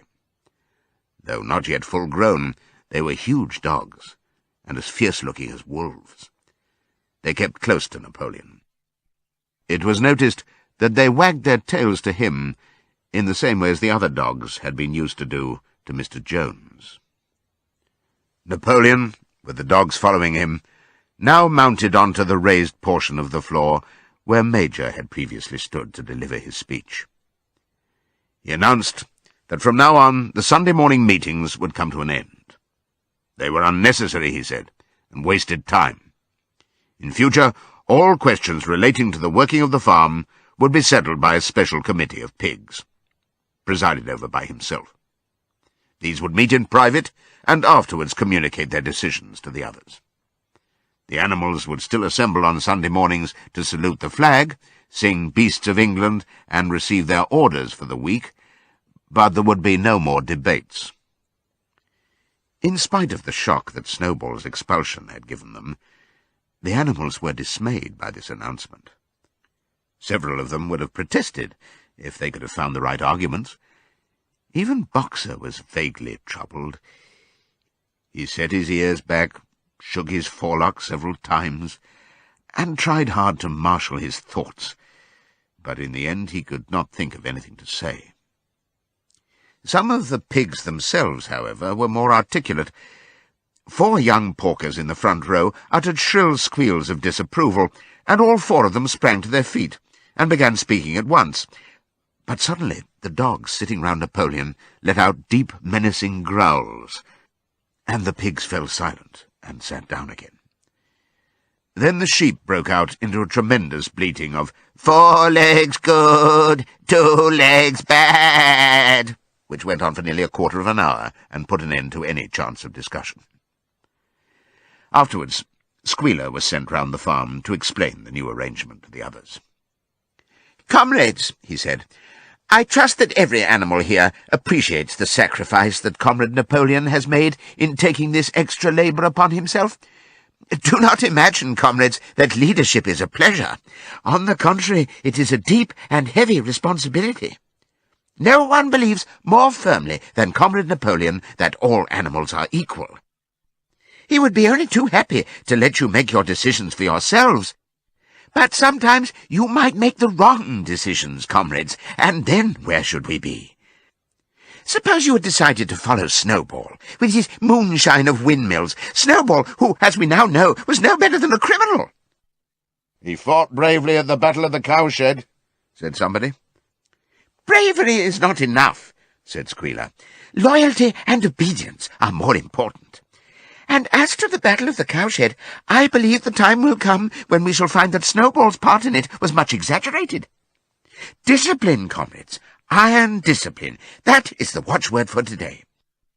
One false step, and our enemies would be upon us. Surely, comrades, you do not want Jones back. Once again, this argument was unanswerable. Certainly the animals did not want Jones back. If the holding of debates on Sunday mornings was liable to bring him back, then the debates must stop. Boxer, who had now had time to think things over, voiced the general feeling by saying, "If Comrade Napoleon says it, it must be right." And from then on he adopted the maxim, "Napoleon is always right," in addition to his private motto of, "I will work harder." By this time the weather had broken, and the spring ploughing had begun. The shed where Snowball had drawn his plans of the windmill had been shut up, and it was assumed that the plans had been rubbed off the floor. Every Sunday morning at 10 o'clock, the animals assembled in the big barn to receive their orders for the week. The skull of old Major, now clean of flesh, had been disinterred from the orchard and set up on a stump at the foot of the flagstaff beside the gun. After the hoisting of the flag, the animals were required to file past the skull in a reverent manner before entering the barn. Nowadays they did not sit all together, as they had done in the past. Napoleon, with Squealer and another pig named Minimus, who had a remarkable gift for composing songs and poems, sat on the front of the raised platform, with the 9 young dogs forming a semicircle round them, and the other pigs sitting behind. The rest of the animals sat facing them in the main body of the barn. Napoleon read out the orders for the week in a gruff, soldierly style, and after a single singing of Beasts of England, all the animals dispersed. On the 3rd Sunday after Snowball's expulsion, the animals were somewhat surprised to hear Napoleon announce that the windmill was to be built after all. He did not give any reason for having changed his mind, but merely warned the animals that this extra task would mean very hard work. It might even be necessary to reduce their rations. The plans, however, had all been prepared, down to the last detail. A special committee of pigs had been at work upon them for the past 3 weeks. The building of the windmill, with various other improvements, was expected to take 2 years. That evening, Squealer explained privately to the other animals that Napoleon had never in reality been opposed to the windmill. On the contrary, it was he who had advocated it in the beginning, and the plan which Snowball had drawn on the floor of the incubator shed had actually been stolen from among Napoleon's papers. The windmill was, in fact, Napoleon's own creation. Why, then, asked somebody, had he spoken so strongly against it? Here Squealer looked very sly. That, he said, was Comrade Napoleon's cunning. He had seemed to oppose the windmill simply as a manoeuvre to get rid of Snowball, who was a dangerous character and a bad influence. Now that Snowball was out of the way, the plan could go forward without his interference. This, said Squealer, was something called tactics. He repeated a number of times, "Tactics, comrades, tactics!" skipping round and whisking his tail with a merry laugh. The animals were not certain what the word meant, but Squealer spoke so persuasively, and the 3 dogs who happened to be with him growled so threateningly, that they accepted his explanation without further questions. All that year the animals worked like slaves, but they were happy in their work. They grudged no effort or sacrifice, well aware that everything they did was for the benefit of themselves and those of their kind who would come after them, and not for a pack of idle, thieving human beings. Throughout the spring and summer they worked a 60-hour week, and in August Napoleon announced that there would be work on Sunday afternoons as well. This work was strictly voluntary, but any animal who absented himself from it would have his rations reduced by half. Even so, it was found necessary to leave certain tasks undone. The harvest was a little less successful than in the previous year, and 2 fields which should have been sown with roots in the early summer were not sown because the ploughing had not been completed early enough. It was possible to foresee that the coming winter would be a hard one. The windmill presented unexpected difficulties. There was a good quarry of limestone on the farm, and plenty of sand and cement had been found in one of the outhouses, so that all the materials for building were at hand. But the problem the animals could not at first solve was how to break up the stone into pieces of suitable size. There seemed no way of doing this except with picks and crowbars, which no animal could use because no animal could stand on its hind legs. Only after weeks of vain effort did the right idea occur to somebody, namely to utilize the force of gravity. Huge boulders, far too big to be used as they were lying all over the bed of the quarry. The animals lashed ropes round these, and then all together, cows, horses, sheep, any animal that could lay hold of the rope, even the pigs sometimes joined in at critical moments, they dragged them with desperate slowness up the slope to the top of the quarry, where they were toppled over the edge to shatter to pieces below. Transporting the stone, when it was once broken, was comparatively simple. The horses carried it off in cartloads, the sheep dragged single blocks, even Muriel and Benjamin yoked themselves into an old governess cart and did their share.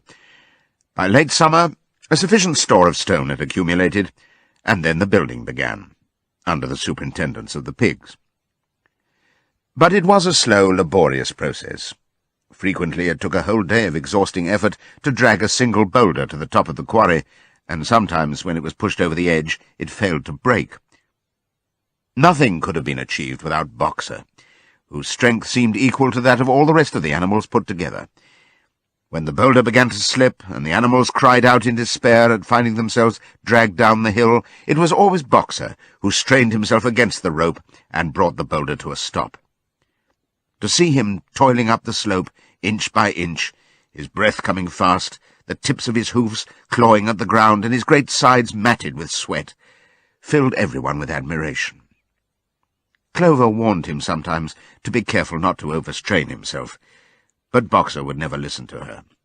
His two slogans, "I will work harder," and "Napoleon is always right," seemed to him a sufficient answer to all problems. He had made arrangements with the cockerel to call him 3/4 of an hour earlier in the mornings instead of half an hour. And in his spare moments, of which there were not many nowadays, he would go alone to the quarry, collect a load of broken stone, and drag it down to the site of the windmill unassisted. The animals were not badly off throughout that summer, in spite of the hardness of their work. If they had no more food than they had had in Jones's day, at least they did not have less. The advantage of only having to feed themselves and not having to support 5 extravagant human beings as well was so great that it would have taken a lot of failures to outweigh it. And in many ways the animal method of doing things was more efficient and saved labour. Such jobs as weeding, for instance, could be done with a thoroughness impossible to human beings. And again, since no animal now stole, it was unnecessary to fence off pasture from arable land, which saved a lot of labour on the upkeep of hedges and gates. Nevertheless, as the summer wore on, various unforeseen shortages began to make themselves felt. There was need of paraffin oil, nails, string, dog biscuits, and iron for the horses' shoes, none of which could be produced on the farm. Later there would also be need for seeds and artificial manures, besides various tools, and finally the machinery for the windmill. How these were to be procured, no one was able to imagine. One Sunday morning, when the animals assembled to receive their orders, Napoleon announced that he had decided upon a new policy. From now onwards, Animal Farm would engage in trade with the neighbouring farms. Not, of course, for any commercial purpose, but simply in order to obtain certain materials which were urgently necessary. The needs of the windmill must override everything else, he said. He was therefore making arrangements to sell a stack of hay and part of the current year's wheat crop, and later on, if more money were needed, it would have to be made up by the sale of eggs, for which there was always a market in Willingdon. The hens, said Napoleon, should welcome this sacrifice as their own special contribution towards the building of the windmill. Once again the animals were conscious of a vague uneasiness. Never to have any dealings with human beings, never to engage in trade, never to make use of money. Had not these been among the earliest resolutions passed at that first triumphant meeting after Jones was expelled? All the animals remembered passing such resolutions, or at least they thought that they remembered it. The 4 young pigs who had protested when Napoleon abolished the meetings raised their voices timidly, but they were promptly silenced by tremendous growling from the dogs. Then, as usual, the sheep broke into 4 legs good, 2 legs bad, and the momentary awkwardness was smoothed over. Finally, Napoleon raised his trotter for silence and announced that he had already made all the arrangements. There would be no need for any of the animals to come into contact with human beings, which would clearly be most undesirable. He intended to take the whole burden upon his own shoulders. Mr. Whymper, a solicitor living in Willingdon, had agreed to act as intermediary between Animal Farm and the outside world, and would visit the farm every Monday morning to receive his instructions. Napoleon ended his speech with his usual cry of "Long live Animal Farm!" and after the singing of Beasts of England, the animals were dismissed. Afterwards, Squealer made a round of the farm and set the animals' minds at rest. He assured them that the resolution against engaging in trade and using money had never been passed, or even suggested. It was pure imagination, probably traceable in the beginning to lies circulated by Snowball. A few animals still felt faintly doubtful, but Squealer asked them shrewdly, "Are you certain that this is not something you have dreamed, comrades? Have you any record of such a resolution? Is it written down anywhere?" And since it was certainly true that nothing of the kind existed in writing, the animals were satisfied that they had been mistaken. Every Monday, Mr. Whymper visited the farm as had been arranged. He was a sly-looking little man with side whiskers, a solicitor in a very small way of business, but sharp enough to have realized earlier than anyone else that Animal Farm would need a broker, and that the commissions would be worth having. The animals watched his coming and going with a kind of dread, and avoided him as much as possible. Nevertheless, the sight of Napoleon on all fours delivering orders to Whymper, who stood on 2 legs, roused their pride and partly reconciled them to the new arrangement. Their relations with the human race were now not quite the same as they had been before. The human beings did not hate Animal Farm any less now that it was prospering. Indeed, they hated it more than ever. Every human being held it as an article of faith that the farm would go bankrupt sooner or later, and above all, that the windmill would be a failure. They would meet in the public houses and prove to one another by means of diagrams that the windmill was bound to fall down, or that if it did stand up, then that it would never work. And yet, against their will, they had developed a certain respect for the efficiency with which the animals were managing their own affairs. One symptom of this was that they had begun to call Animal Farm by its proper name, and ceased to pretend that it was called the Manor Farm. They had also dropped their championship of Jones, who had given up hope of getting his farm back and gone to live in another part of the county. Except through Whymper, there was as yet no contact between Animal Farm and the outside world, but there were constant rumours that Napoleon was about to enter into a definite business agreement, either with Mr. Pilkington of Foxwood or with Mr. Frederick of Pinchfield, but never, it was noticed, with both simultaneously. It was about this time that the pigs suddenly moved into the farmhouse and took up their residence there. Again, the animals seemed to remember that a resolution against this had been passed in the early days, and again Squealer was able to convince them that this was not the case. It was absolutely necessary, he said, that the pigs, who were the brains of the farm, should have a quiet place to work in. It was also more suited to the dignity of the leader, for of late he had taken to speaking of Napoleon under the title of leader, to live in a house than in a mere sty. Nevertheless, some of the animals were disturbed when they heard that the pigs not only took their meals in the kitchen and used the drawing-room as a recreation room, but also slept in the beds. Boxer passed it off as usual with, "Napoleon is always right." But Clover, who thought she remembered a definite ruling against beds, went to the end of the barn and tried to puzzle out the 7 commandments which were inscribed there. Finding herself unable to read more than individual letters, She fetched Muriel. "Muriel," she said, "read me the fourth commandment. Does it not say something about never sleeping in a bed?" With some difficulty, Muriel spelt it out. "It says, 'No animal shall sleep in a bed with sheets,'" she announced finally. Curiously enough, Clover had not remembered that the fourth commandment mentioned sheets, but as it was there on the wall, it must have done so. And Squealer, who happened to be passing at this moment, attended by 2 or 3 dogs, was able to put the whole matter in its proper perspective. "You have heard, then, comrades," he said, "that we pigs now sleep in the beds of the farmhouse. And why not? You did not suppose, surely, that there was ever a ruling against beds? A bed merely means a place to sleep in. A pile of straw in a stall is a bed, properly regarded.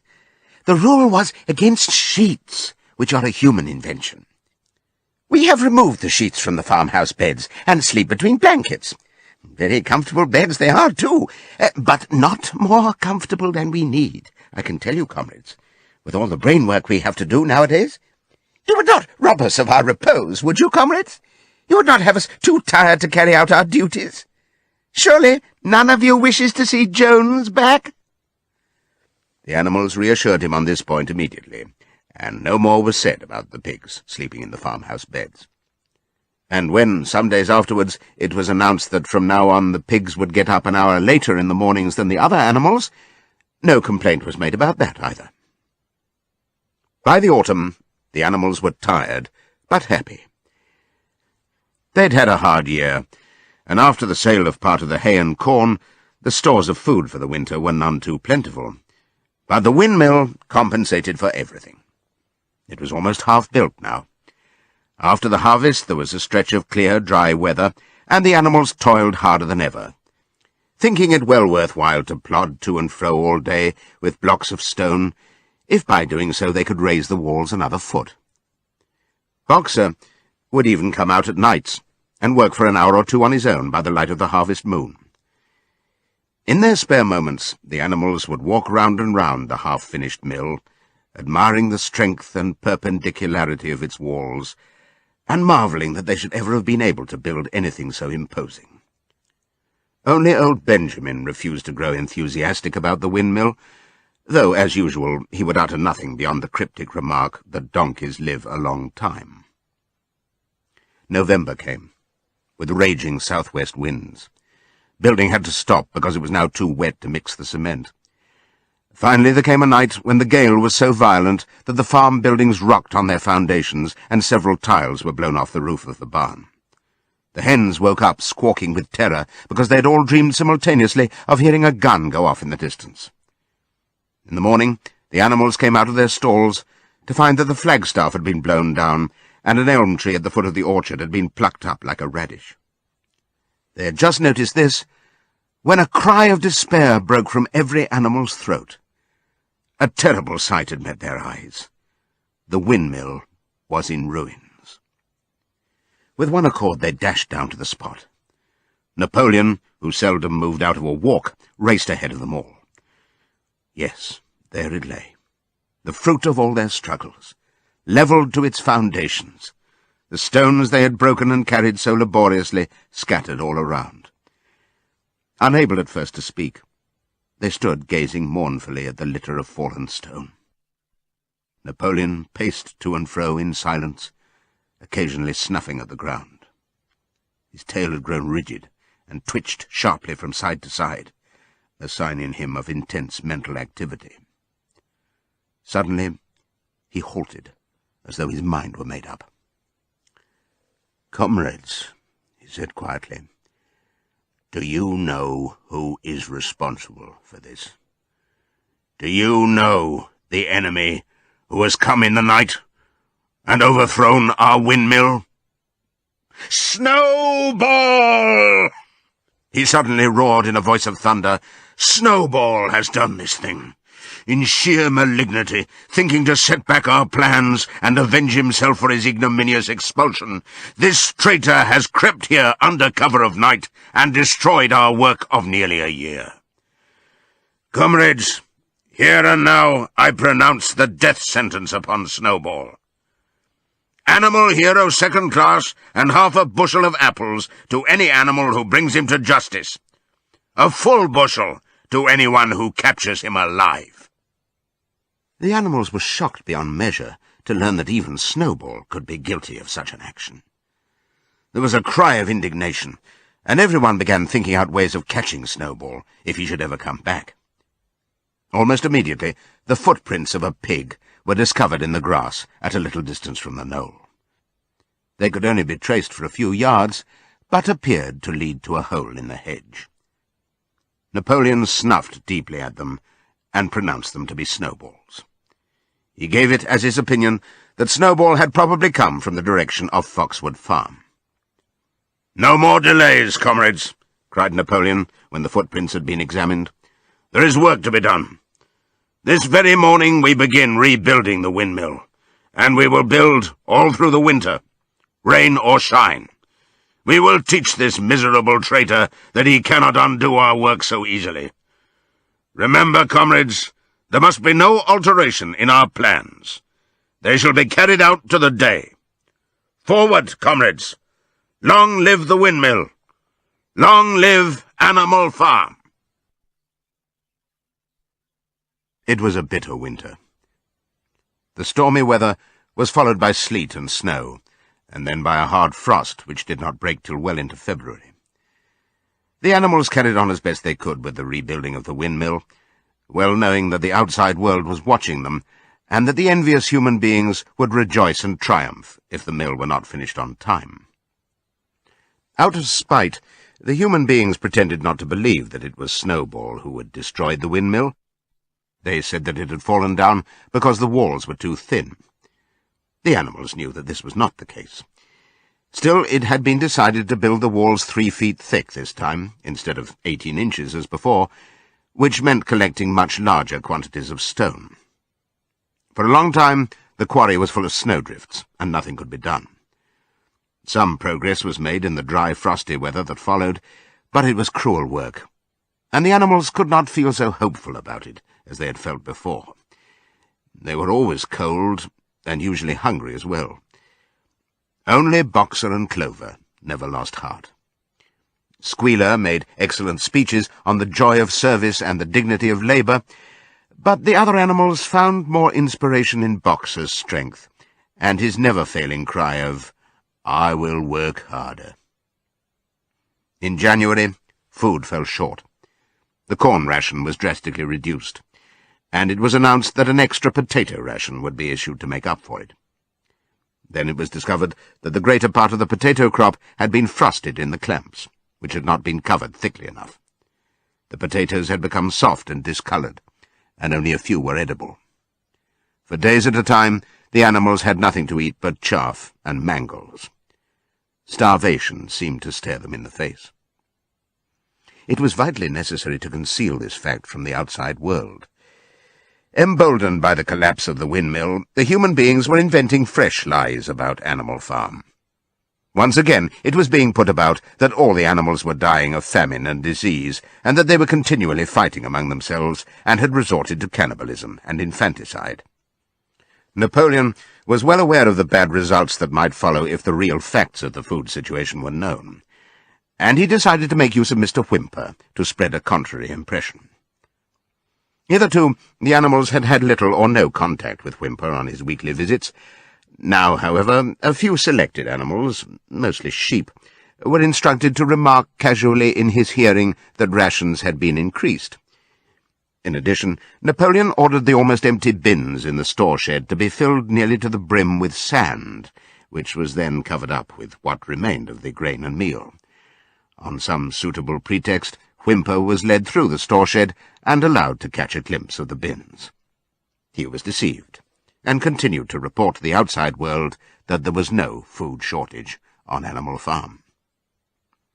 Nevertheless, towards the end of January, it became obvious that it would be necessary to procure some more grain from somewhere. In these days, Napoleon rarely appeared in public, but spent all his time in the farmhouse, which was guarded at each door by fierce-looking dogs. When he did emerge, it was in a ceremonial manner, with an escort of 6 dogs, who closely surrounded him and growled if anyone came too near.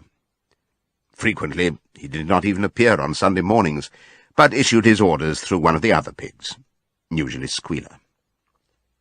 One Sunday morning, Squealer announced that the hens, who had just come in to lay again, must surrender their eggs.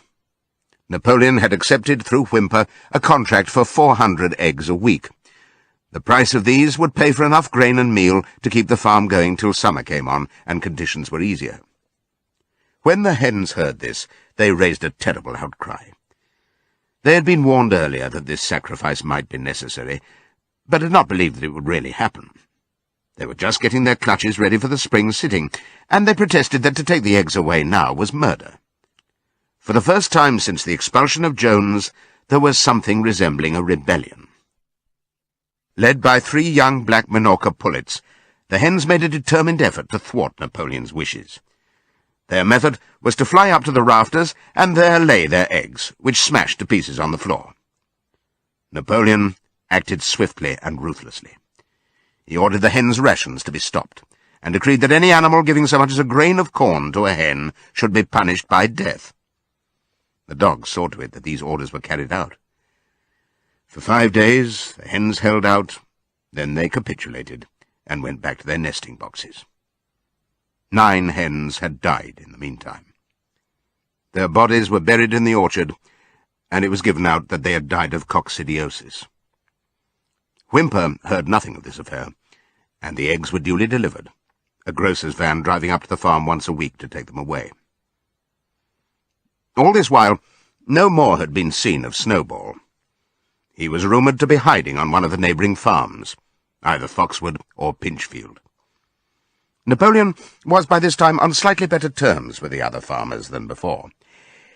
It happened that there was in the yard a pile of timber which had been stacked there 10 years earlier, when a beech spinney was cleared. It was well seasoned, and Whimper had advised Napoleon to sell it. Both Mr. Pilkington and Mr. Frederick were anxious to buy it. Napoleon was hesitating between the two, unable to make up his mind. It was noticed that whenever he seemed on the point of coming to an agreement with Frederick, Snowball was declared to be in hiding at Foxwood, while when he inclined towards Pilkington, Snowball was said to be at Pinchfield. Suddenly, early in the spring, an alarming thing was discovered. Snowball was secretly frequenting the farm by night. The animals were so disturbed that they could hardly sleep in their stalls. Every night, it was said, he came creeping in under cover of darkness and performed all kinds of mischief. He stole the corn, he upset the milk pails, he broke the eggs, he trampled the seed beds, he gnawed the bark off the fruit trees. Whenever anything went wrong, it became usual to attribute it to Snowball. If a window was broken or a drain was blocked up, someone was certain to say that Snowball had come in the night and done it. And when the key of the store shed was lost, the whole farm was convinced that Snowball had thrown it down the well. Curiously enough, they went on believing this, even after the mislaid key was found under a sack of meal. The cows declared unanimously that Snowball crept into their stalls and milked them in their sleep. The rats, which had been troublesome that winter, were also said to be in league with Snowball. Napoleon decreed that there should be a full investigation into Snowball's activities. With his dogs in attendance, he set out and made a careful tour of inspection of the farm buildings, the other animals following at a respectful distance. At every few steps, Napoleon stopped and snuffed the ground for traces of Snowball's footsteps, which he said he could detect by the smell.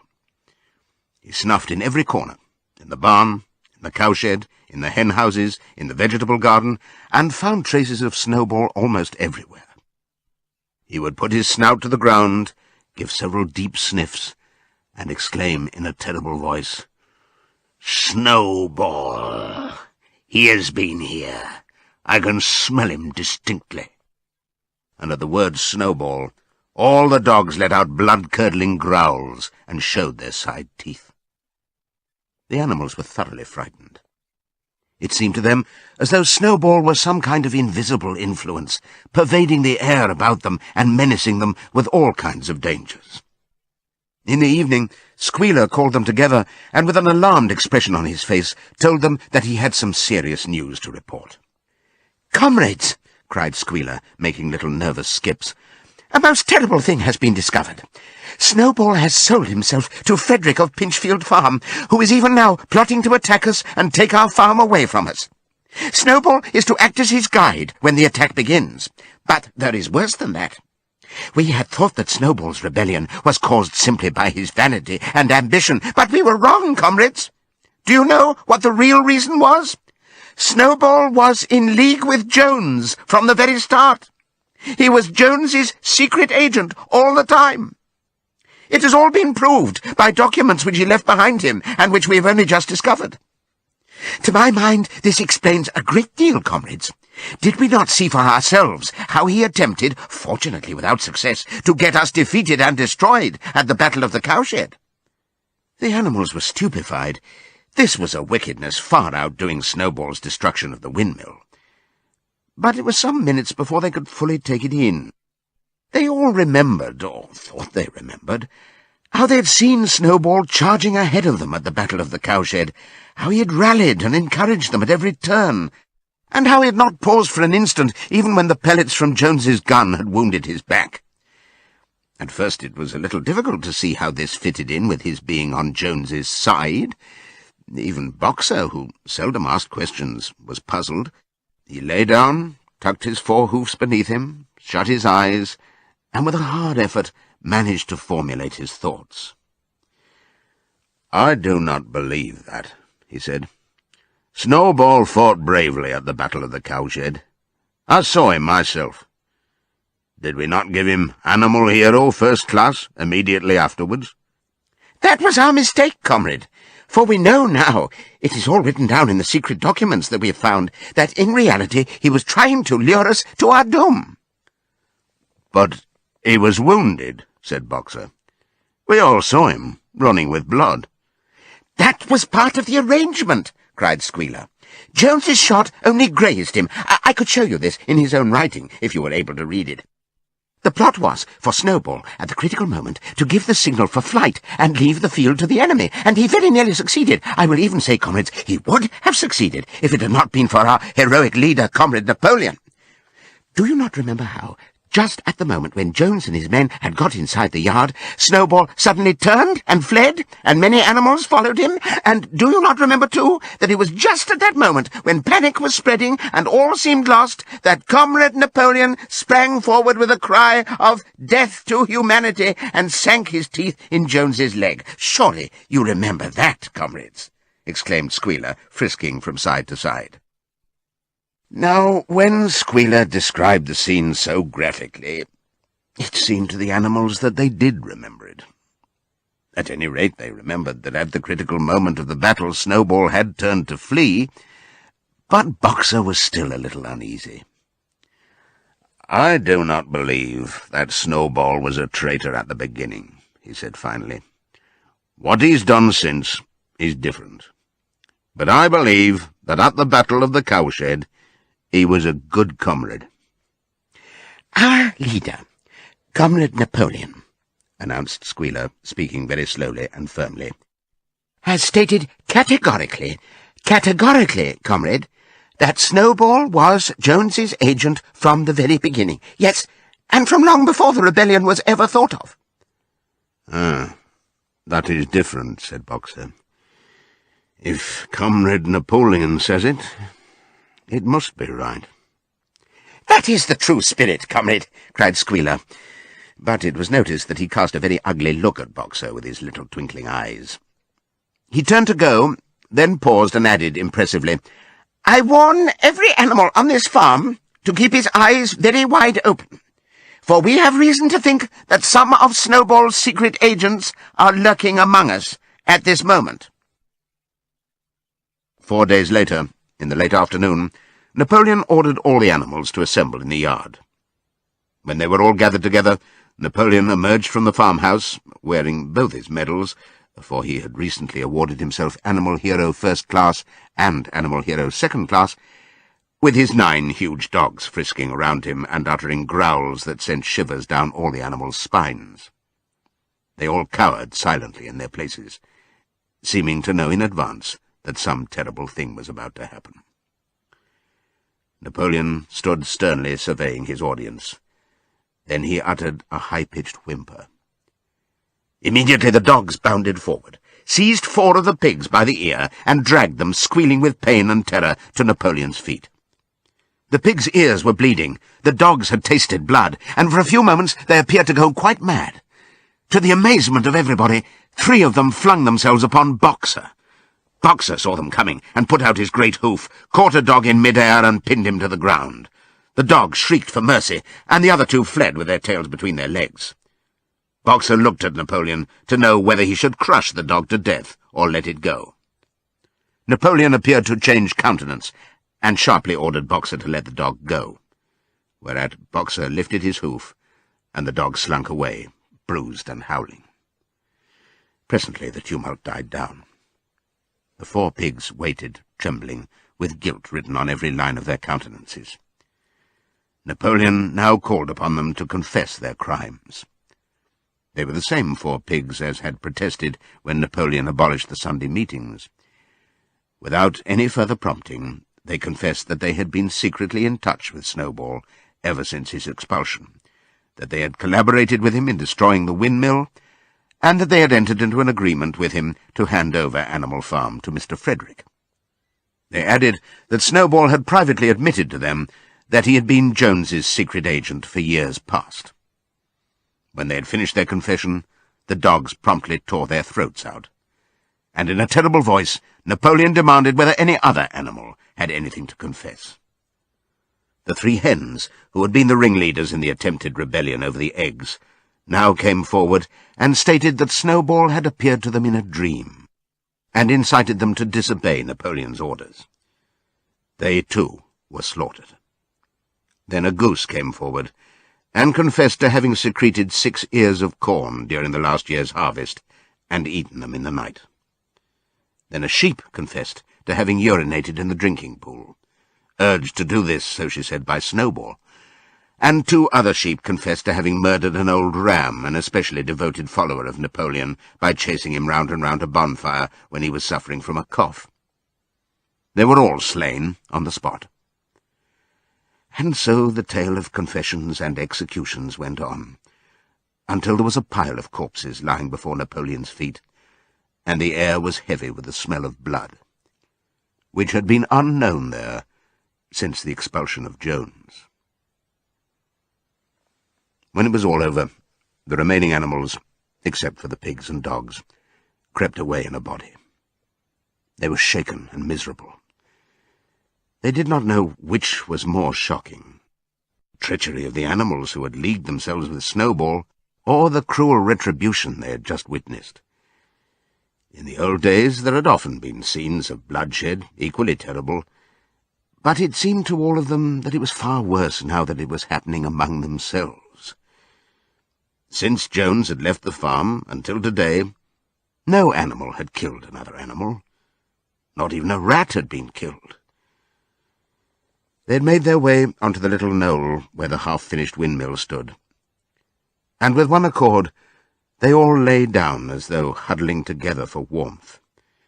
Clover, Muriel, Benjamin, the cows, the sheep, and a whole flock of geese and hens.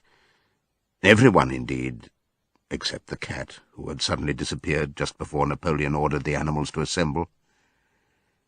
For some time nobody spoke. Only Boxer remained on his feet. He fidgeted to and fro, swishing his long black tail against his sides, and occasionally uttering a little whinny of surprise. Finally he said, "I do not understand it. I would not have believed that such things could happen on our farm. It must be due to some fault in ourselves. The solution, as I see it, is to work harder. From now onwards, I shall get up a full hour earlier in the mornings." And he moved off at his lumbering trot and made for the quarry. Having got there, he collected 2 successive loads of stone and dragged them down to the windmill before retiring for the night. The animals huddled about Clover, not speaking. The knoll where they were lying gave them a wide prospect across the countryside, Most of Animal Farm was within their view. The long pasture stretching down to the main road, the hayfield, the spinney, the drinking pool, the ploughed fields where the young wheat was thick and green, and the red roofs of the farm buildings with the smoke curling from the chimneys. It was a clear spring evening. The grass and the bursting hedges were gilded by the level rays of the sun. Never had the farm, and with a kind of surprise they remembered that it was their own farm, every inch of it their own property, appeared to the animals so desirable a place. As Clover looked down the hillside, her eyes filled with tears. If she could have spoken her thoughts, it would have been to say that this was not what they had aimed at when they had set themselves years ago to work for the overthrow of the human race. These scenes of terror and slaughter were not what they had looked forward to on that night when old Major first stirred them to rebellion. If she herself had had any picture of the future, it had been of a society of animals set free from hunger and the whip, all equal, each working according to his capacity, the strong protecting the weak, as she had protected the lost brood of ducklings with her foreleg on the night of Major's speech. Instead, she did not know why, they had come to a time when no one dared speak his mind, when fierce growling dogs roamed everywhere, and when you had to watch your comrades torn to pieces after confessing to shocking crimes. There was no thought of rebellion or disobedience in her mind. She knew that, even as things were, they were far better off than they had been in the days of Jones, and that before all else it was needful to prevent the return of the human beings. Whatever happened, she would remain faithful, work hard, carry out the orders that were given to her, and accept the leadership of Napoleon. But still, it was not for this that she and all the other animals had hoped and toiled. It was not for this that they had built the windmill and faced the pellets of Jones's gun. Such were her thoughts, though she lacked the words to express them. At last, feeling this to be in some way a substitute for the words she was unable to find, she began to sing Beasts of England.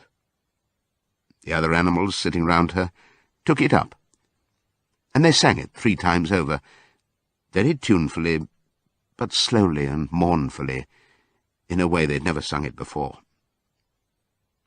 They'd just finished singing it for the 3rd time, when Squealer, attended by 2 dogs, approached them with the air of having something important to say. He announced that, by special decree of Comrade Napoleon, Beasts of England had been abolished. From now onwards it was forbidden to sing it. The animals were taken aback. "Why?" cried Muriel. "It is no longer needed, comrade," said Squealer stiffly. "Beasts of England was the song of the rebellion. But the rebellion is now completed. The execution of the traitors this afternoon was the final act. The enemy, both external and internal, has been defeated. In Beasts of England we expressed our longing for a better society in days to come. But that society has now been established. Clearly this song has no longer any purpose." Frightened though they were, some of the animals might possibly have protested, but at this moment the sheep set up their usual bleating of 4 legs good, 2 legs bad, which went on for several minutes, and put an end to the discussion. So Beasts of England was heard no more. In its place, Minimus, the poet, had composed another song, which began, Animal farm, never through me shalt thou come to harm, and this was sung every Sunday morning after the hoisting of the flag. But somehow neither the words nor the tune ever seemed to the animals to come up to Beasts of England. A few days later, when the terror caused by the executions had died down, some of the animals remembered, or thought they remembered, that the 6th commandment decreed, "No animal shall kill any other animal." And though no one cared to mention it in the hearing of the pigs or the dogs, It was felt that the killings which had taken place did not square with this. Clover asked Benjamin to read her the sixth commandment, and when Benjamin, as usual, said that he refused to meddle in such matters, she fetched Muriel. Muriel read the commandment for her. It ran, "No animal shall kill any other animal without cause." Somehow or other, the last two words had slipped out of the animal's memory. But they saw now that the commandment had not been violated, for clearly there was good reason for killing the traitors who had leagued themselves with Snowball. Throughout that year, the animals worked even harder than they had worked in the previous year. To rebuild the windmill with walls twice as thick as before, and to finish it by the appointed date, together with the regular work of the farm, was a tremendous labour. There were times when it seemed to the animals that they worked longer hours and fed no better than they had done in Jones's day. On Sunday mornings, Squealer, holding down a long strip of paper with his trotter, would read out to them lists of figures proving that the production of every class of foodstuff had increased by 200%, 300%, or 500%, as the case might be. The animals saw no reason to disbelieve him, especially as they could no longer remember very clearly what conditions had been like before the rebellion. All the same, there were days when they felt that they would sooner have had less figures and more food.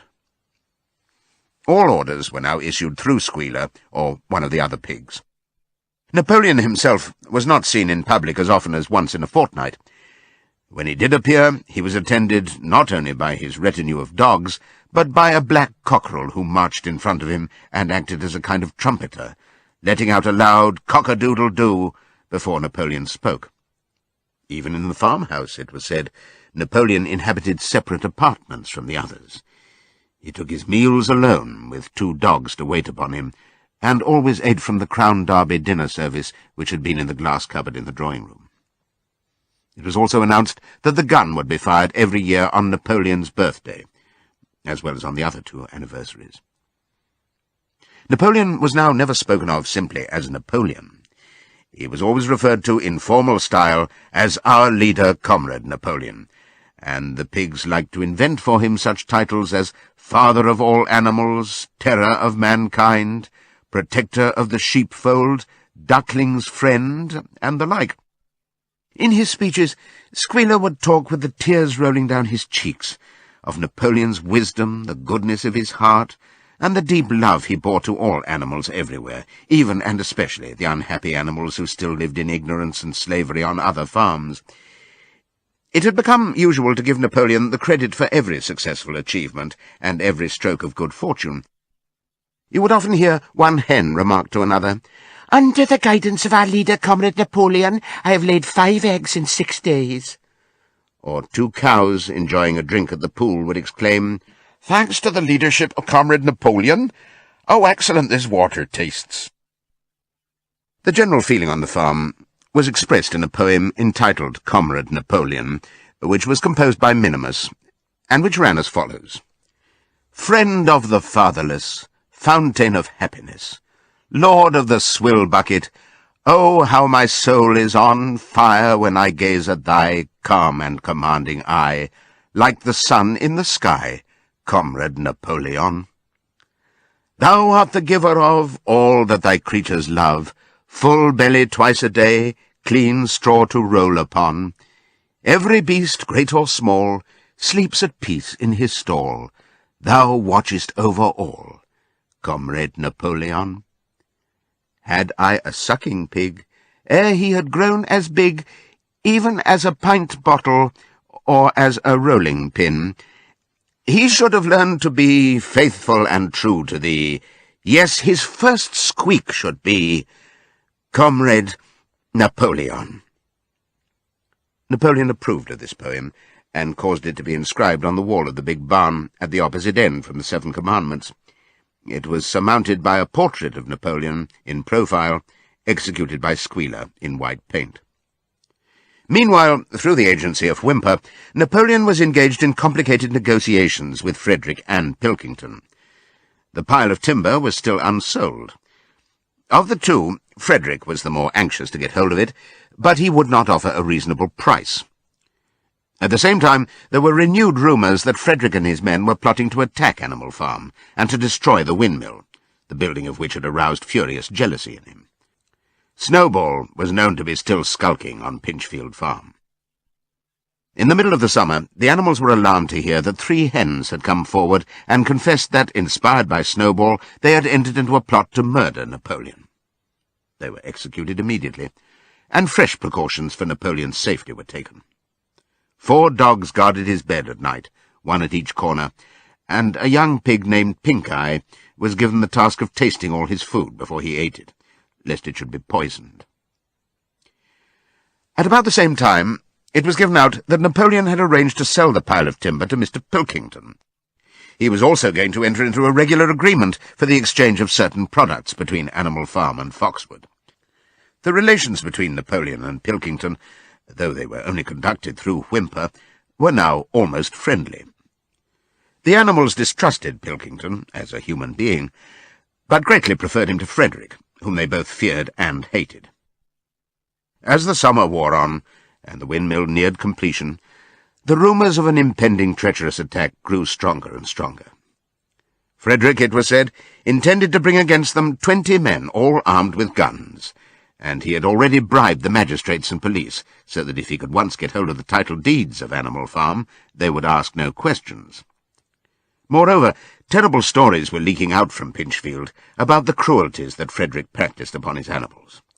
He had flogged an old horse to death, he starved his cows, he'd killed a dog by throwing it into the furnace, he amused himself in the evenings by making cocks fight with splinters of razor blade tied to their spurs. The animals' blood boiled with rage when they heard of these things being done to their comrades, and sometimes they clamoured to be allowed to go out in a body and attack Pinchfield Farm, drive out the humans, and set the animals free. But Squealer counselled them to avoid rash actions and trust in Comrade Napoleon's strategy. Nevertheless, feeling against Frederick continued to run high. One Sunday morning, Napoleon appeared in the barn and explained that he had never at any time contemplated selling the pile of timber to Frederick. He considered it beneath his dignity, he said, to have dealings with scoundrels of that description. The pigeons, who were still sent out to spread tidings of the rebellion, were forbidden to set foot anywhere on Foxwood, and were also ordered to drop their former slogan of death to humanity in favour of death to Frederick. In the late summer, yet another of Snowball's machinations was laid bare. The wheat crop was full of weeds, and it was discovered that on one of his nocturnal visits Snowball had mixed weed seeds with the seed corn. A gander, who had been privy to the plot, had confessed his guilt to Squealer, and immediately committed suicide by swallowing deadly nightshade berries. The animals now also learned that Snowball had never, as many of them had believed hitherto, received the Order of Animal Hero First Class. This was merely a legend, which had been spread some time after the Battle of the Cowshed by Snowball himself. So far from being decorated, he had been censured for showing cowardice in the battle. Once again, some of the animals heard this with a certain bewilderment, but Squealer was soon able to convince them that their memories had been at fault. Side 3. In the autumn, by a tremendous exhausting effort, for the harvest had to be gathered at almost the same time, the windmill was finished. The machinery had still to be installed, and Whymper was negotiating the purchase of it, but the structure was completed. In the teeth of every difficulty, in spite of inexperience, of primitive implements, of bad luck, and of Snowball's treachery, the work had been finished punctually to the very day. Tired out but proud, the animals walked round and round their masterpiece, which appeared even more beautiful in their eyes than when it had been built the first time. Moreover, the walls were twice as thick as before. Nothing short of explosives would lay them low this time. And when they thought of how they had laboured, what discouragements they had overcome, and the enormous difference that would be made in their lives when the sails were turning and the dynamos running, when they thought of all this, their tiredness forsook them, and they gambolled round and round the windmill, uttering cries of triumph. Napoleon himself, attended by his dogs and his cockerel, came down to inspect the completed work. He personally congratulated the animals on their achievement, and announced that the mill would be named Napoleon Mill. 2 days later, the animals were called together for a special meeting in the barn. They were struck dumb with surprise when Napoleon announced that he had sold the pile of timber to Frederick. Tomorrow Frederick's wagons would arrive and begin carting it away. Throughout the whole period of his seeming friendship with Pilkington, Napoleon had really been in secret agreement with Frederick. All relations with Foxwood had been broken off. Insulting messages had been sent to Pilkington. The pigeons had been told to avoid Pinchfield Farm and to alter their slogan from "Death to Frederick" to "Death to Pilkington."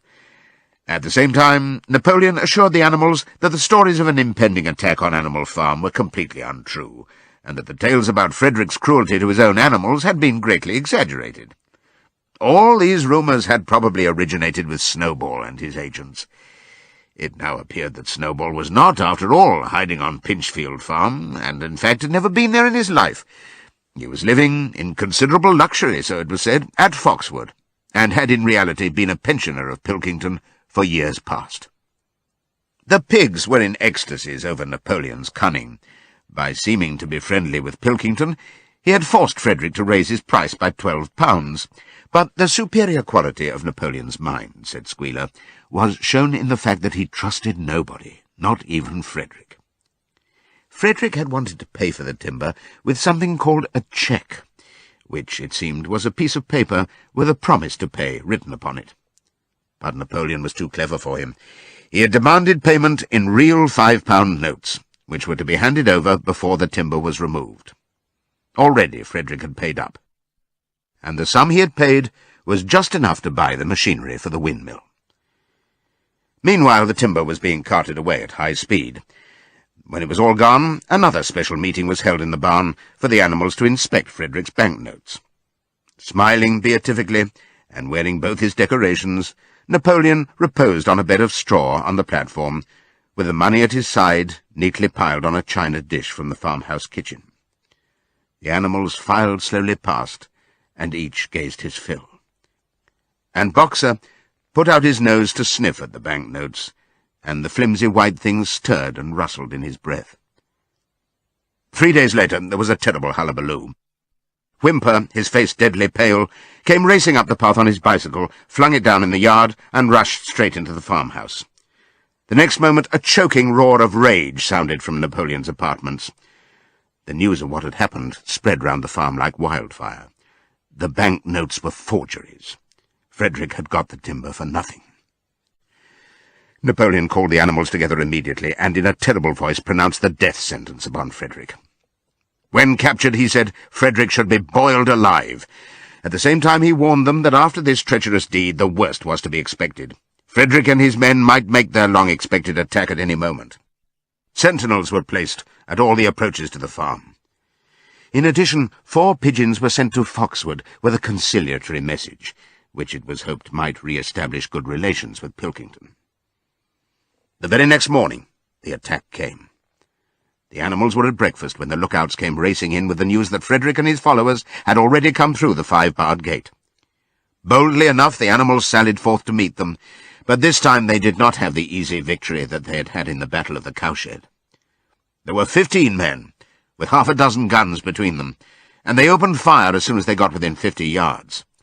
The animals could not face the terrible explosions and the stinging pellets, and in spite of the efforts of Napoleon and Boxer to rally them, they were soon driven back. A number of them were already wounded. They took refuge in the farm buildings and peeped cautiously out from chinks and knotholes. The whole of the big pasture, including the windmill, was in the hands of the enemy. For the moment, even Napoleon seemed at a loss. He paced up and down without a word, his tail rigid and twitching. Wistful glances were sent in the direction of Foxwood. If Pilkington and his men would help them, the day might yet be won.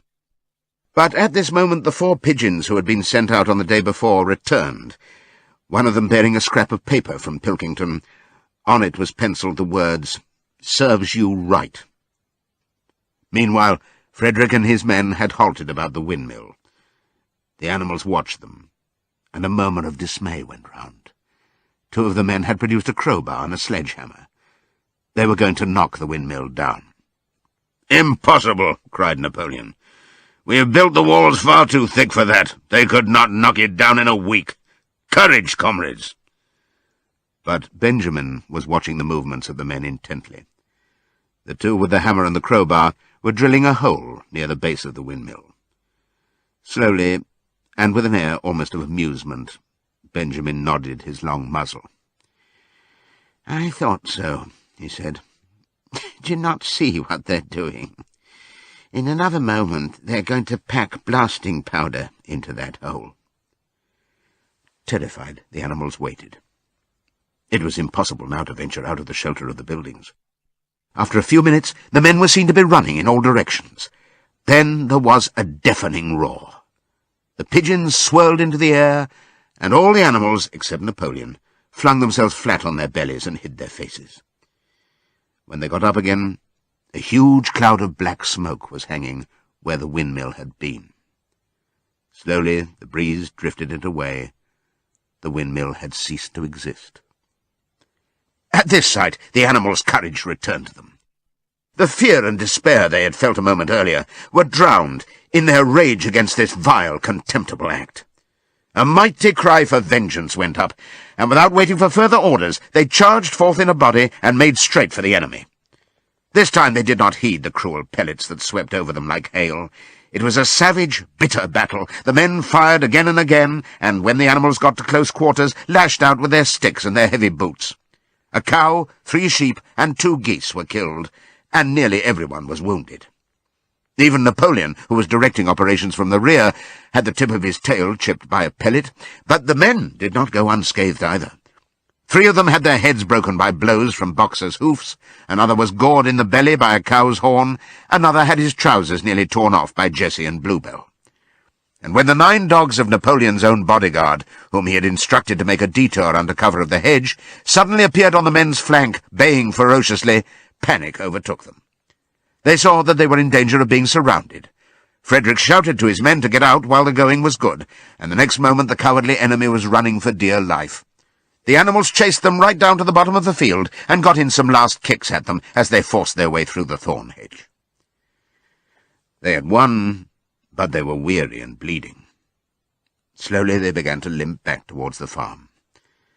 The sight of their dead comrades stretched upon the grass moved some of them to tears. And for a little while they halted in sorrowful silence at the place where the windmill had once stood. Yes, it was gone. Almost the last trace of their labour was gone. Even the foundations were partially destroyed, and in rebuilding it they could not this time, as before, make use of the fallen stones. This time the stones had vanished too. The force of the explosion had flung them to distances of hundreds of yards. It was as though the windmill had never been.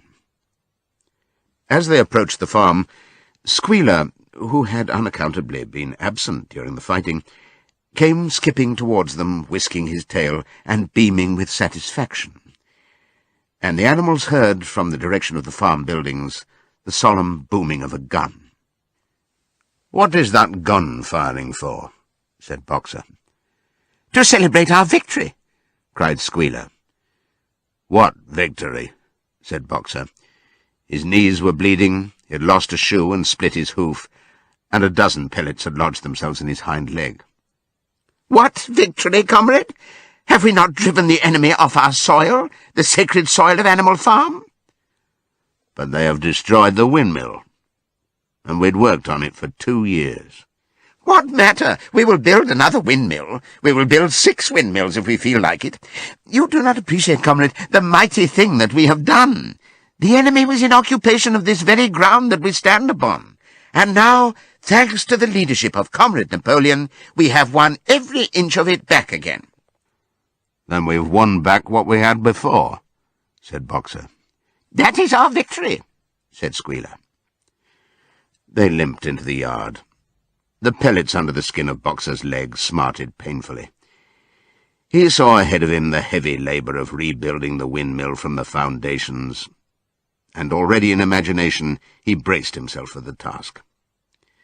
But for the first time it occurred to him that he was 11 years old, and that perhaps his great muscles were not quite what they had once been.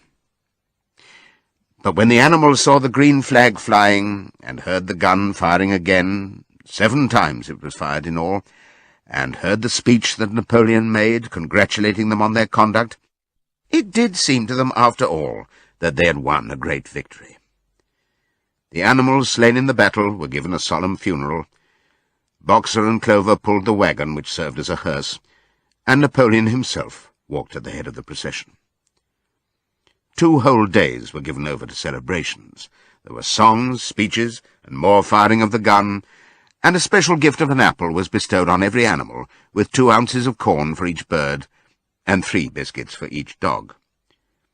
It was announced that the battle would be called the Battle of the Windmill, and that Napoleon had created a new decoration, the Order of the Green Banner, which he had conferred upon himself. In the general rejoicings, the unfortunate affair of the banknotes was forgotten. It was a few days later than this that the pigs came upon a case of whisky in the cellars of the farmhouse. It had been overlooked at the time when the house was first occupied. That night there came from the farmhouse the sound of loud singing, in which, to everyone's surprise, the strains of Beasts of England were mixed up. At about 9:30, Napoleon, wearing an old bowler hat of Mr. Jones's, was distinctly seen to emerge from the back door, gallop rapidly round the yard, and disappear indoors again. But in the morning a deep silence hung over the farmhouse. Not a pig appeared to be stirring. It was nearly 9 o'clock when Squealer made his appearance, walking slowly and dejectedly, his eyes dull, his tail hanging limply behind him, and with every appearance of being seriously ill. He called the animals together and told them that he had a terrible piece of news to impart. Comrade Napoleon was dying. A cry of lamentation went up. Straw was laid down outside the doors of the farmhouse, and the animals walked on tiptoe. With tears in their eyes, they asked one another what they should do if their leader were taken away from them. A rumour went round that Snowball had, after all, contrived to introduce poison into Napoleon's food. At 11 o'clock, Squealer came out to make another announcement. As his last act upon earth, Comrade Napoleon had pronounced a solemn decree. The drinking of alcohol was to be punished by death. By the evening, however, Napoleon appeared to be somewhat better, and the following morning Squealer was able to tell them that he was well on the way to recovery. By the evening of that day, Napoleon was back at work, and on the next day it was learned that he had instructed Wimber to purchase in Willingdon some booklets on brewing and distilling. A week later, Napoleon gave orders that the small paddock beyond the orchard, which it had previously been intended to set aside as a grazing ground for animals who were past work, was to be ploughed up. It was given out that the pasture was exhausted and needed reseeding, but it soon became known that Napoleon intended to sow it with barley. About this time there occurred a strange incident which hardly anyone was able to understand. One night, at about 12 o'clock, there was a loud crash in the yard, and the animals rushed out of their stalls. It was a moonlit night. At the foot of the end wall of the big barn, where the 7 commandments were written, there lay a ladder, broken in 2 pieces. Squealer, temporarily stunned, was sprawling beside it, and near at hand there lay a lantern, a paintbrush, and an overturned pot of white paint. The dogs immediately made a ring round Squealer, and escorted him back to the farmhouse as soon as he was able to walk. None of the animals could form any idea as to what this meant, except old Benjamin, who nodded his muzzle with a knowing air, and seemed to understand, but would say nothing. But a few days later, Muriel, reading over the 7 commandments to herself, noticed that there was yet another of them which the animals had remembered wrong. They had thought that the 5th commandment was, "No animal shall drink alcohol," but there were 2 words that they'd forgotten. Actually, the commandment read, "No animal shall drink alcohol to excess." Boxer's split hoof was a long time in healing. They had started the rebuilding of the windmill the day after the victory celebrations were ended. Boxer refused to take even a day off work, and made it a point of honour not to let it be seen that he was in pain. In the evenings he would admit privately to Clover that the hoof troubled him a great deal.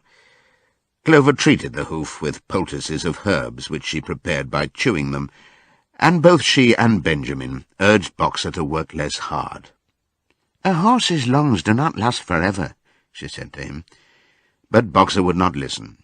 He had, he said, only one real ambition left, to see the windmill well under way before he reached the age for retirement. At the beginning, when the laws of Animal Farm were first formulated, the retiring age had been fixed for horses and pigs at 12, for cows at 14, for dogs at 9, for sheep at 7, and for hens and geese at 5. Liberal old-age pensions had been agreed upon. As yet, no animal had actually retired on pension, but of late the subject had been discussed more and more. Now that the small field beyond the orchard had been set aside for barley, it was rumoured that a corner of the large pasture was to be fenced off and turned into a grazing ground for superannuated animals. For a horse, it was said, the pension would be 5 pounds of corn a day, and, in winter, 15 pounds of hay, with a carrot or possibly an apple on public holidays. Boxer's 12th birthday was due in the late summer of the following year. Meanwhile, life was hard. The winter was as cold as the last one had been, and food was even shorter. Once again all rations were reduced except those of the pigs and the dogs. A too rigid equality in rations, Squealer explained, would have been contrary to the principles of animalism. In any case, he had no difficulty in proving to the other animals that they were not, in reality, short of food, whatever the appearances might be. For the time being, certainly, it had been found necessary to make a readjustment of rations. Squealer always spoke of it as a readjustment, never as a reduction, but in comparison with the days of Jones, the improvement was enormous. Reading out the figures in a shrill, rapid voice, he proved to them in detail that they had more oats, more hay, more turnips than they'd had in Jones's day, that they worked shorter hours, that their drinking water was of better quality, that they lived longer, that a larger proportion of their young ones survived infancy, and that they had more straw in their stalls and suffered less from fleas. The animals believed every word of it. Truth to tell, Jones and all he stood for had almost faded out of their memories. They knew that life nowadays was harsh and bare, that they were often hungry and often cold, and that they were usually working when they were not asleep. But doubtless it had been worse in the old days. They were glad to believe so. Besides, in those days they had been slaves, and now they were free, and that made all the difference, as Squealer did not fail to point out. There were many more mouths to feed now. In the autumn the 4 sows had all littered about simultaneously, producing 31 young pigs between them. The young pigs were piebald, and as Napoleon was the only boar on the farm, it was possible to guess at their parentage. It was announced that later, when bricks and timber had been purchased, a schoolroom would be built in the farmhouse garden. For the time being, the young pigs were given their instruction by Napoleon himself in the farmhouse kitchen. They took their exercise in the garden, and were discouraged from playing with the other young animals. About this time, too, it was laid down as a rule that when a pig and any other animal met on the path, the other animal must stand aside, and also that all pigs, of whatever degree, were to have the privilege of wearing green ribbons on their tails on Sundays. The farm had had a fairly successful year, but was still short of money. There were the bricks, sand and lime for the schoolroom to be purchased, and it would also be necessary to begin saving up again for the machinery for the windmill. Then there were lamp oil and candles for the house, sugar for Napoleon's own table — he forbade this to the other pigs on the ground that it made them fat — and all the usual replacements such as tools, nails, string, coal, wire, scrap iron, and dog biscuits. A stump of hay and part of the potato crop was sold off, and the contract for eggs was increased to 600 a week, so that year the hens barely hatched enough chicks to keep their numbers at the same level. Rations, reduced in December, were reduced again in February, and lanterns in the stalls were forbidden to save oil. But the pigs seemed comfortable enough, and in fact were putting on weight, if anything. One afternoon in late February, a warm, rich, appetizing scent, such as the animals had never smelt before, wafted itself across the yard from the little brew-house, which had been disused in Jones's time, and which stood beyond the kitchen. Some said it was the smell of cooking barley. The animals sniffed the air hungrily and wondered whether a warm mash was being prepared for their supper.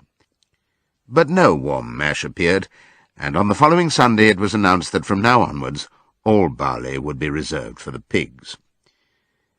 The field beyond the orchard had already been sown with barley, and the news soon leaked out that every pig was now receiving a ration of a pint of beer daily, with half a gallon for Napoleon himself, which was always served to him in the Crown Derby soup tureen. But if there were hardships to be borne, they were partly offset by the fact that life nowadays had a greater dignity than it had had before. There were more songs, more speeches, more processions. Napoleon had commanded that once a week there should be held something called a spontaneous demonstration, the object of which was to celebrate the struggles and triumphs of Animal Farm. At the appointed time, the animals would leave their work and march around the precincts of the farm in military formation, with the pigs leading, then the horses, then the cows, then the sheep, and then the poultry. The dogs flanked the procession, and at the head of all marched Napoleon's black cockerel. Boxer and Clover always carried between them a green banner marked with the hoof and the horn, and the caption, "Long live Comrade Napoleon."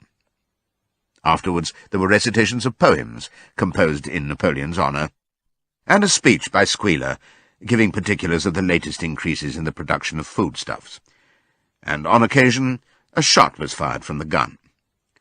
The sheep were the greatest devotees of the spontaneous demonstrations, and if anyone complained, as a few animals sometimes did when no pigs or dogs were near, that they wasted time and meant a lot of standing about in the cold, the sheep was sure to silence him with a tremendous bleating of 4 legs good, 2 legs bad. But, by and large, the animals enjoyed these celebrations. They found it comforting to be reminded that, after all, they were truly their own masters, and that the work they did was for their own benefit. So that what with the songs, the processions, Squealer's lists of figures, the thunder of the gun, the crowing of the cockerel, and the fluttering of the flag, they were able to forget that their bellies were empty, at least part of the time. In April, Animal Farm was proclaimed a republic, and it became necessary to elect a president. There was only one candidate, Napoleon, who was elected unanimously. On the same day it was given out that fresh documents had been discovered which revealed further details about Snowball's complicity with Jones. It now appeared that Snowball had not, as the animals had previously imagined, merely attempted to lose the battle of the cowshed by means of a stratagem, but had been openly fighting on Jones's side. In fact, it was he who had actually been the leader of the human forces, and had charged into battle with the words, "Long live humanity," on his lips. The wounds on Snowball's back, which a few of the animals still remembered to have seen, had been inflicted by Napoleon's teeth. In the middle of the summer, Moses the raven suddenly reappeared on the farm, after an absence of several years. He was quite unchanged, still did no work, and talked in the same strain as ever about Sugar Candy Mountain. He would perch on a stump, flap his black wings, and talk by the hour to anyone who would listen. "Up there, comrades," he would say solemnly, pointing to the sky with his large beak. "Up there, just on the other side of that dark cloud that you can see. There it lies, Sugar Candy Mountain, that happy country where we poor animals shall rest forever from our labours." He even claimed to have been there on one of his higher flights, and to have seen the everlasting fields of clover and the linseed cake and lump sugar growing on the hedges. Many of the animals believed him. Their lives now, they reasoned, were hungry and laborious. Was it not right and just that a better world should exist somewhere else? A thing that was difficult to determine was the attitude of the pigs towards Moses. They all declared contemptuously that his stories about Sugar Candy Mountain were lies, and yet they allowed him to remain on the farm, not working, with an allowance of a gill of beer a day. After his hoof had healed up, Boxer worked harder than ever. Indeed, all the animals worked like slaves that year. Apart from the regular work of the farm and the rebuilding of the windmill, there was the schoolhouse for the young pigs, which was started in March. Sometimes the long hours on insufficient food were hard to bear, but Boxer never faltered. In nothing that he said or did was there any sign that his strength was not what it had been. It was only his appearance that was a little altered. His hide was less shiny than it had used to be, and his great haunches seemed to have shrunken. The others said, "Boxer will pick up when the spring grass comes on," but the spring grass came, and Boxer grew no fatter. Sometimes on the slope leading to the top of the quarry, when he braced his muscles against the weight of some vast boulder, it seemed that nothing kept him on his feet except the will to continue. At such times his lips were seen to form the words, "I will work harder." He had no voice left. Once again Clover and Benjamin warned him to take care of his health, but Boxer paid no attention. His 12th birthday was approaching. He did not care what happened, so long as a good store of stone was accumulated before he went on pension. Late one evening, in the summer, a sudden rumour ran round the farm that something had happened to Boxer. He had gone out alone to drag a load of stone down to the windmill. And sure enough, the rumour was true. A few minutes later, 2 pigeons came racing in with the news, "Boxer has fallen! He's lying on his side and can't get up!" About half the animals on the farm rushed out to the knoll where the windmill stood. There lay Boxer, between the shafts of the cart, his neck stretched out, unable even to raise his head. His eyes were glazed, his sides matted with sweat. A thin stream of blood had trickled out of his mouth. Clover dropped to her knees at his side. "Boxer," she cried, "how are you?" "It is my lung," said Boxer in a weak voice. "It does not matter. I think you will be able to finish the windmill without me. There is a pretty good store of stone accumulated. I had only another month to go in any case. To tell you the truth, I had been looking forward to my retirement. And perhaps, as Benjamin is growing old too, they will let him retire at the same time, and be a companion to me." "We must get help at once," said Clover. "Run, somebody, and tell Squealer what has happened." All the other animals immediately raced back to the farmhouse to give Squealer the news. Only Clover remained, and Benjamin, who lay down at Boxer's side, and without speaking kept the flies off him with his long tail. After about a quarter of an hour, Squealer appeared, full of sympathy and concern. He said that Comrade Napoleon had learned with the very deepest distress of this misfortune to one of the most loyal workers on the farm, and was already making arrangements to send Boxer to be treated in the hospital at Willingdon.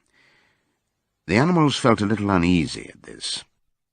Except for Molly and Snowball, no other animal had ever left the farm, and they did not like to think of their sick comrade in the hands of human beings. However, Squealer easily convinced them that the veterinary surgeon in Willingdon could treat Boxer's case more satisfactorily than could be done on the farm. And about half an hour later, when Boxer had somewhat recovered, he was with difficulty got onto his feet, and managed to limp back to his stall, where Clover and Benjamin had prepared a good bed of straw for him. For the next 2 days, Boxer remained in his stall. The pigs had sent out a large bottle of pink medicine, which they had found in the medicine chest in the bathroom, and Clover administered it to Boxer twice a day after meals. In the evenings, she lay in his stall and talked to him, while Benjamin kept the flies off him. Boxer professed not to be sorry for what had happened. If he made a good recovery, he might expect to live another 3 years, and he looked forward to the peaceful days that he would spend in the corner of the big pasture. It would be the first time that he had had leisure to study and improve his mind. He intended, he said, to devote the rest of his life to learning the remaining 22 letters of the alphabet. However, Benjamin and Clover could only be with Boxer after working hours, and it was in the middle of the day when the van came to take him away. The animals were all at work weeding turnips under the supervision of a pig, when they were astonished to see Benjamin come galloping from the direction of the farm buildings, braying at the top of his voice. It was the first time that they had ever seen Benjamin excited. Indeed, it was the first time that anyone had ever seen him gallop. "Quick, quick!" he shouted. "Come at once! They're taking Boxer away!" Without waiting for orders from the pig, the animals broke off work and raced back to the farm buildings. Sure enough, there in the yard was a large closed van, drawn by 2 horses, with lettering on its side, and a sly-looking man in a low-crowned bowler hat sitting on the driver's seat. And Boxer's stall was empty. The animals crowded round the van. "Goodbye, Boxer," they chorused. "Goodbye!"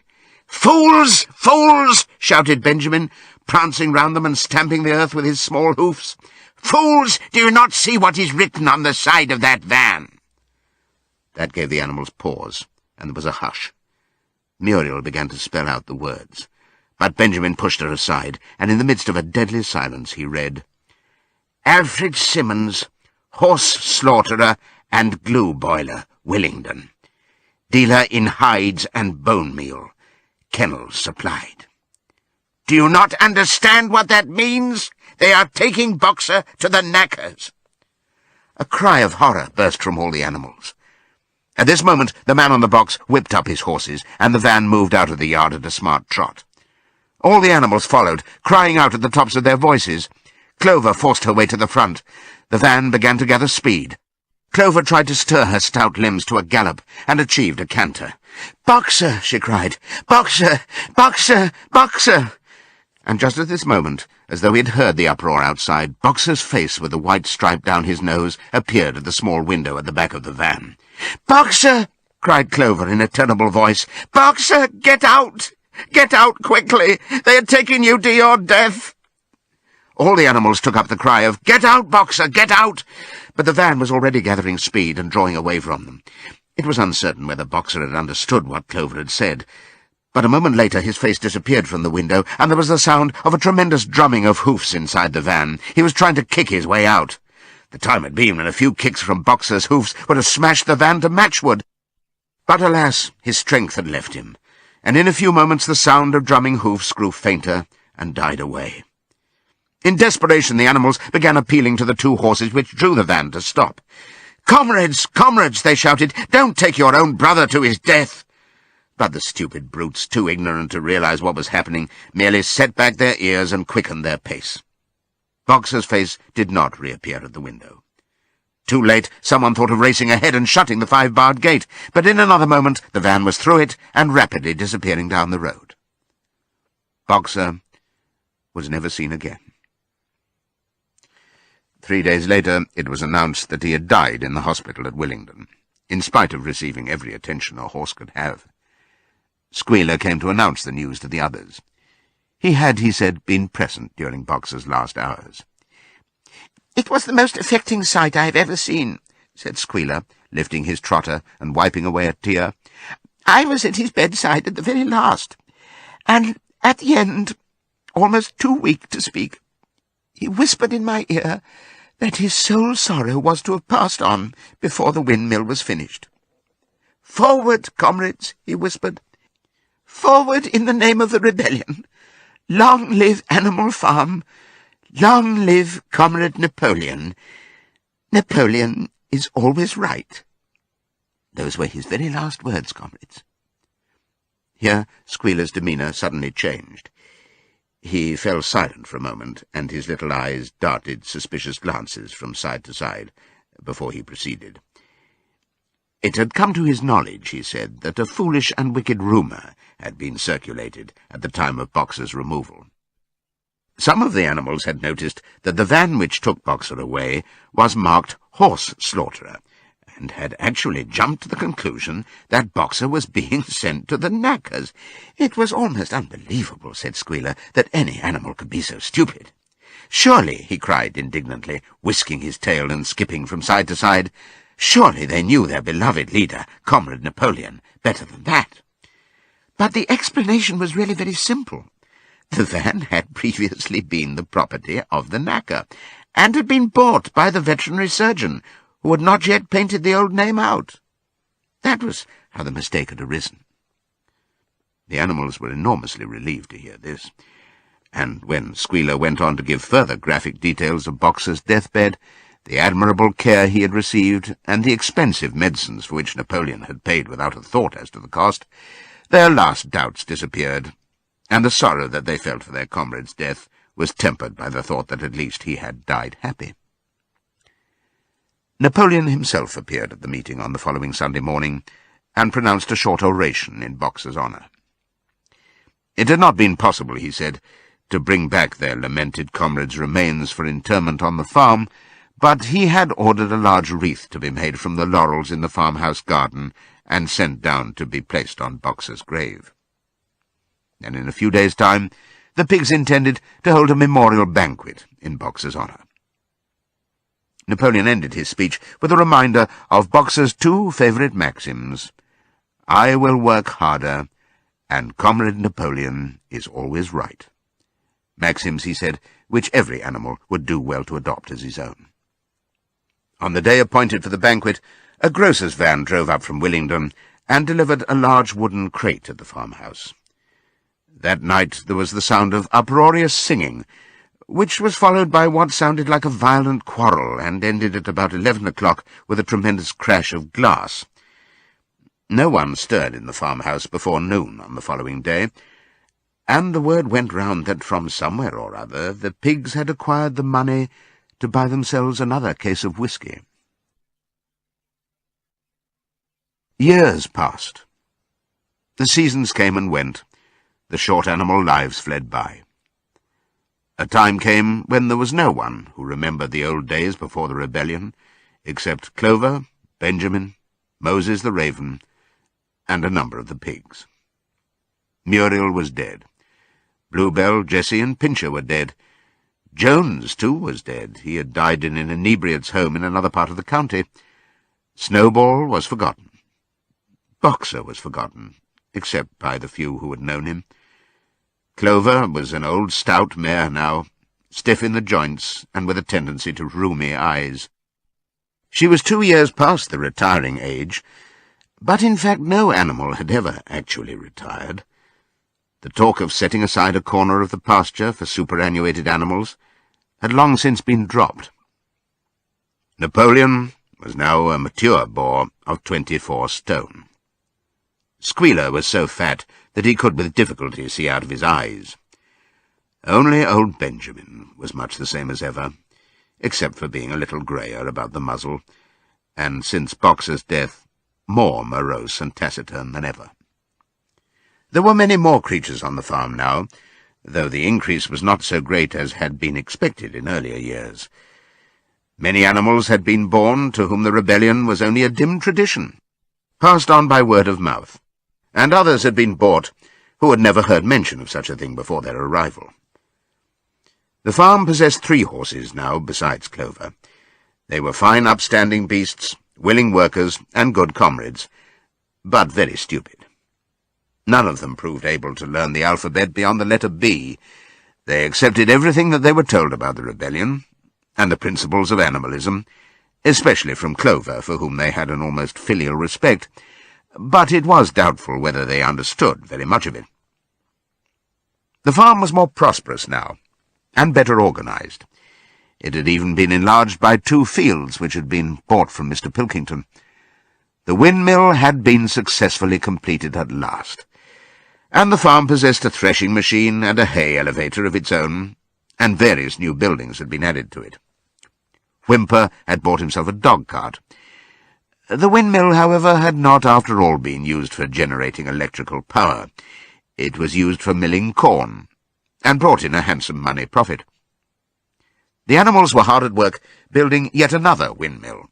When that one was finished, so it was said, the dynamos would be installed.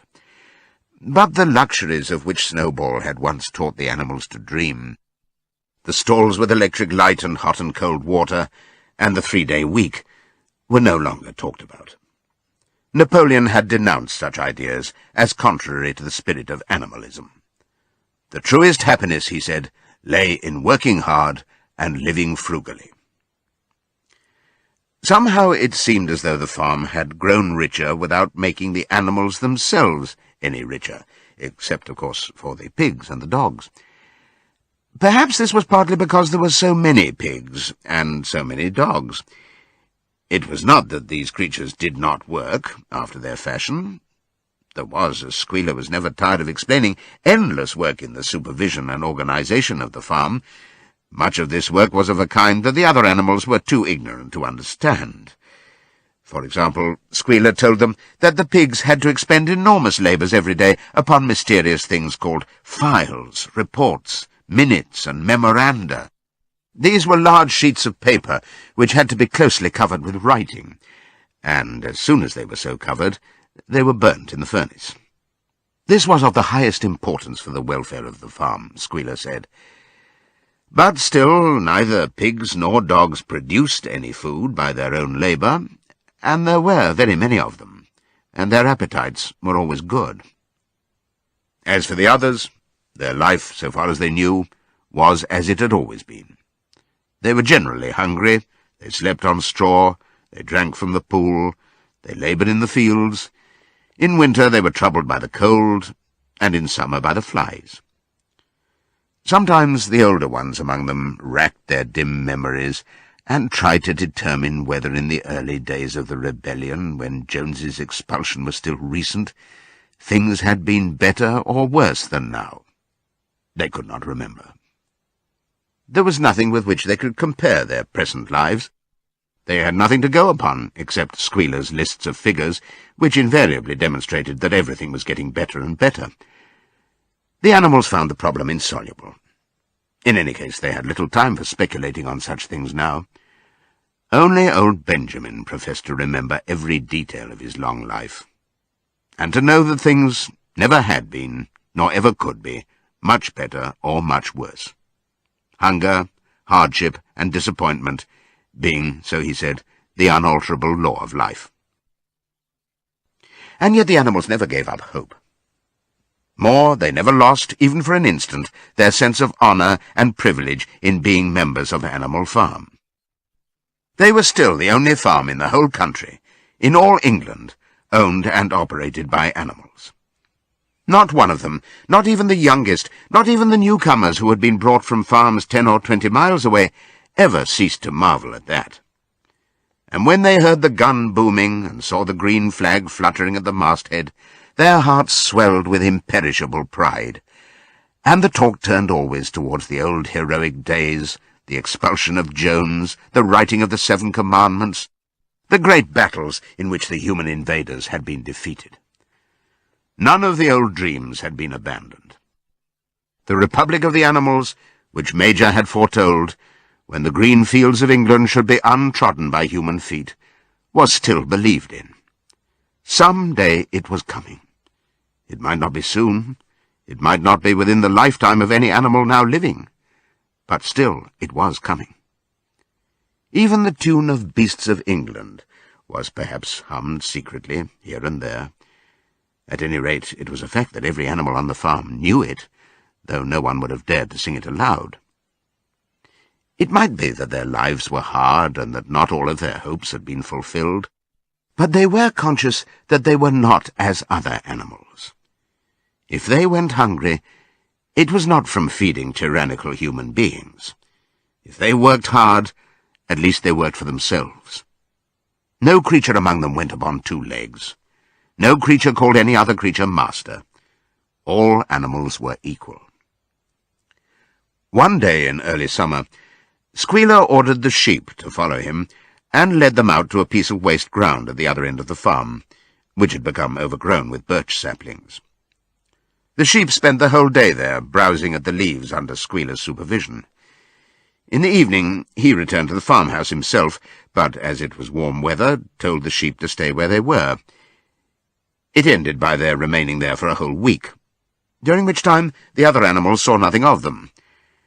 Squealer was with them for the greater part of every day. He was, he said, teaching them to sing a new song, for which privacy was needed. It was just after the sheep had returned, on a pleasant evening when the animals had finished work and were making their way back to the farm buildings, that the terrified neighing of a horse sounded from the yard. Startled, the animals stopped in their tracks. It was Clover's voice. She neighed again, and all the animals broke into a gallop and rushed into the yard. Then they saw what Clover had seen. It was a pig walking on his hind legs. Yes, it was Squealer. A little awkwardly, as though not quite used to supporting his considerable bulk in that position, but with perfect balance, he was strolling across the yard. And a moment later, out from the door of the farmhouse came a long file of pigs, all walking on their hind legs. Some did it better than others. One or two were even a trifle unsteady and looked as though they would have liked the support of a stick, but every one of them made his way right round the yard successfully. And finally there was a tremendous baying of dogs and a shrill crowing from the black cockerel, and out came Napoleon himself, majestically upright, casting haughty glances from side to side, and with his dogs gambolling round him. He carried a whip in his trotter. There was a deadly silence. Amazed, terrified, huddling together, the animals watched the long line of pigs march slowly round the yard. It was as though the world had turned upside down. Then there came a moment when the first shock had worn off, and when, in spite of everything, in spite of the terror of the dogs and of the habit developed through long years of never complaining, never criticizing, no matter what happened, they might have uttered some word of protest. But just at that moment, as though at a signal, all the sheep burst out into a tremendous bleating of, "4 legs good, 2 legs better, 4 legs good, 2 legs better, 4 legs good, 2 legs better." It went on for 5 minutes without stopping, and by the time the sheep had quietened down, the chance to utter any protest had passed, for the pigs had marched back into the farmhouse. Benjamin felt a nose nuzzling at his shoulder. He looked round. It was Clover. Her old eyes looked dimmer than ever. Without saying anything, she tugged gently at his mane and led him round to the end of the big barn, where the 7 commandments were written. For a minute or two they stood gazing at the tarred wall with its white lettering. "My sight is failing," she said finally. "Even when I was young I could not have read what was written there. But it appears to me that that wall looks different. Are the 7 commandments the same as they used to be, Benjamin?" For once Benjamin consented to break his rule, and he read out to her what was written on the wall. There was nothing there now, except a single commandment. It ran, "All animals are equal, but some animals are more equal than others." After that, it did not seem strange when next day the pigs who were supervising the work of the farm all carried whips in their trotters. It did not seem strange to learn that the pigs had bought themselves a wireless set, were arranging to install a telephone, and had taken out subscriptions to John Bull, Titbits, and the Daily Mirror. It did not seem strange when Napoleon was seen strolling in the farmhouse garden with a pipe in his mouth. No, not even when the pigs took Mr. Jones's clothes out of the wardrobes and put them on, Napoleon himself appearing in a black coat, rat-catcher breeches, and leather leggings, while his favourite sow appeared in the watered silk dress which Mrs. Jones had been used to wear on Sundays. A week later, in the afternoon, a number of dog-carts drove up to the farm. A deputation of neighbouring farmers had been invited to make a tour of inspection. They were shown all over the farm, and expressed great admiration for everything they saw, especially the windmill. The animals were weeding the turnip field. They worked diligently, hardly raising their faces from the ground, and not knowing whether to be more frightened of the pigs or of the human visitors. That evening, loud laughter and bursts of singing came from the farmhouse, and suddenly, at the sound of the mingled voices, the animals were stricken with curiosity. What could be happening in there, now that for the first time animals and human beings were meeting on terms of equality? With one accord, they began to creep, as quietly as possible, into the farmhouse garden. At the gate they paused, half frightened to go on, but Clover led the way in. They tiptoed up to the house, and such animals as were tall enough peered in at the dining-room window. There, round the long table, sat half a dozen farmers and half a dozen of the more eminent pigs, Napoleon himself occupying the seat of honour at the head of the table. The pigs appeared completely at ease in their chairs. The company had been enjoying a game of cards, but had broken off for the moment, evidently in order to drink a toast. A large jug was circulating, and the mugs were being refilled with beer. No one noticed the wondering faces of the animals that gazed in at the window. Mr. Pilkington of Foxwood had stood up, his mug in his hand. In a moment, he said, he would ask the present company to drink a toast. But before doing so, there were a few words that he felt it incumbent upon him to say. It was a source of great satisfaction to him, he said, and he was sure to all others present, to feel that a long period of mistrust and misunderstanding had now come to an end. There had been a time, not that he or any of the present company had shared such sentiments, but there had been a time when the respected proprietors of Animal Farm had been regarded, he would not say with hostility, but perhaps with a certain measure of misgiving by their human neighbours. Unfortunate incidents had occurred. Mistaken ideas had been current. It had been felt that the existence of a farm owned and operated by pigs was somehow abnormal and was liable to have an unsettling effect in the neighbourhood. Too many farmers had assumed, without due inquiry, that on such a farm a spirit of licence and indiscipline would prevail. They had been nervous about the effects upon their own animals, or even upon their human employees. But all such doubts were now dispelled. Today he and his friends had visited Animal Farm and inspected every inch of it with their own eyes, and what did they find? Not only the most up-to-date methods, but a discipline and an orderliness which should be an example to all farmers everywhere.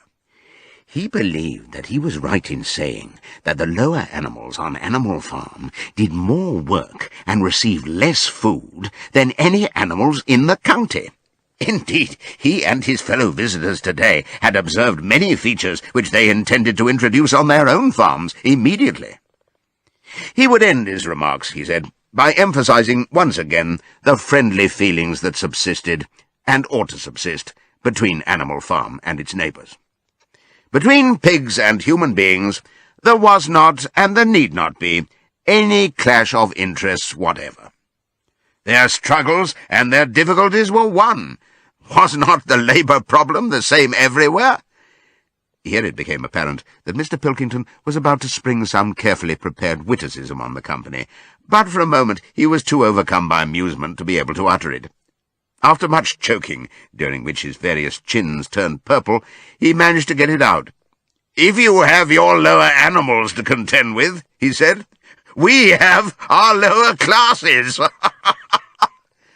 This bon mot set the table in a roar, and Mr. Pilkington once again congratulated the pigs on the low rations, the long working hours, and the general absence of pampering which he had observed on Animal Farm. And now, he said finally, he would ask the company to rise to their feet and make certain that their glasses were full. "Gentlemen," concluded Mr. Pilkington, "gentlemen, I give you a toast to the prosperity of Animal Farm." There was enthusiastic cheering and stamping of feet. Napoleon was so gratified that he left his place and came round the table to clink his mug against Mr. Pilkington's before emptying it. When the cheering had died down, Napoleon, who had remained on his feet, intimated that he too had a few words to say. Like all of Napoleon's speeches, it was short and to the point. He too, he said, was happy that the period of misunderstanding was at an end. For a long time there had been rumours, circulated, he had reason to think, by some malignant enemy, that there was something subversive and even revolutionary in the outlook of himself and his colleagues. They had been credited with attempting to stir up rebellion among the animals on neighbouring farms. Nothing could be further from the truth. Their sole wish, now and in the past, was to live at peace and in normal business relations with their neighbours.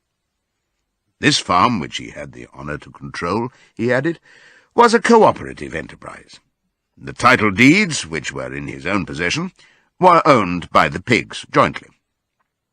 He did not believe, he said, that any of the old suspicions still lingered, but certain changes had been made recently in the routine of the farm which should have the effect of promoting confidence still further.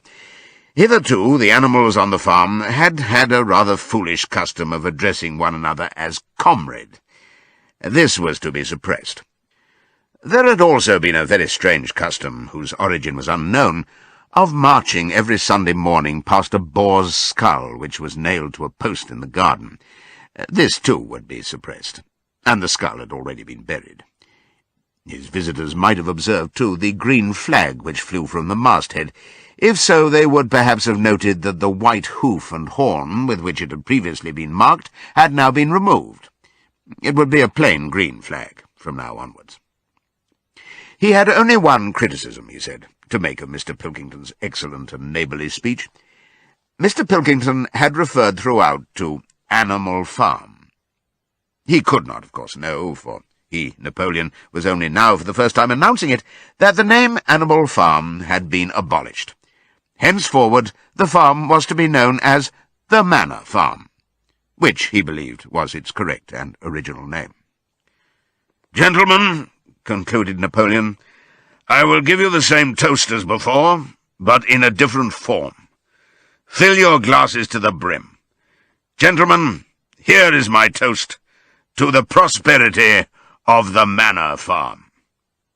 There was the same hearty cheering as before, and the mugs were emptied to the dregs. But as the animals outside gazed at the scene, it seemed to them that some strange thing was happening.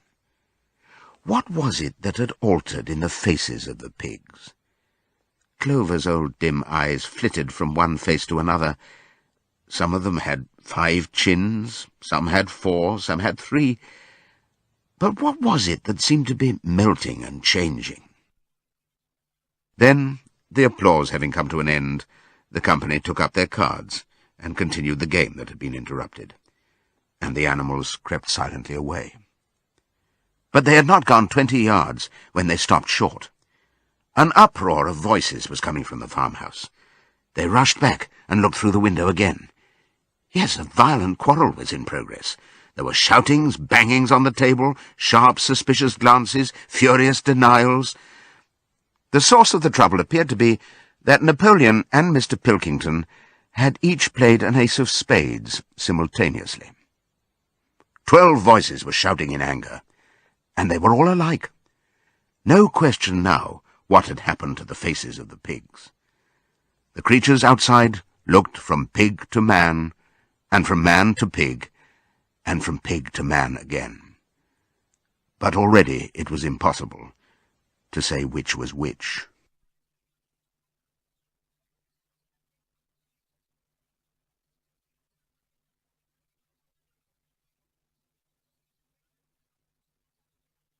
This audiobook was produced and published by Penguin Books Limited.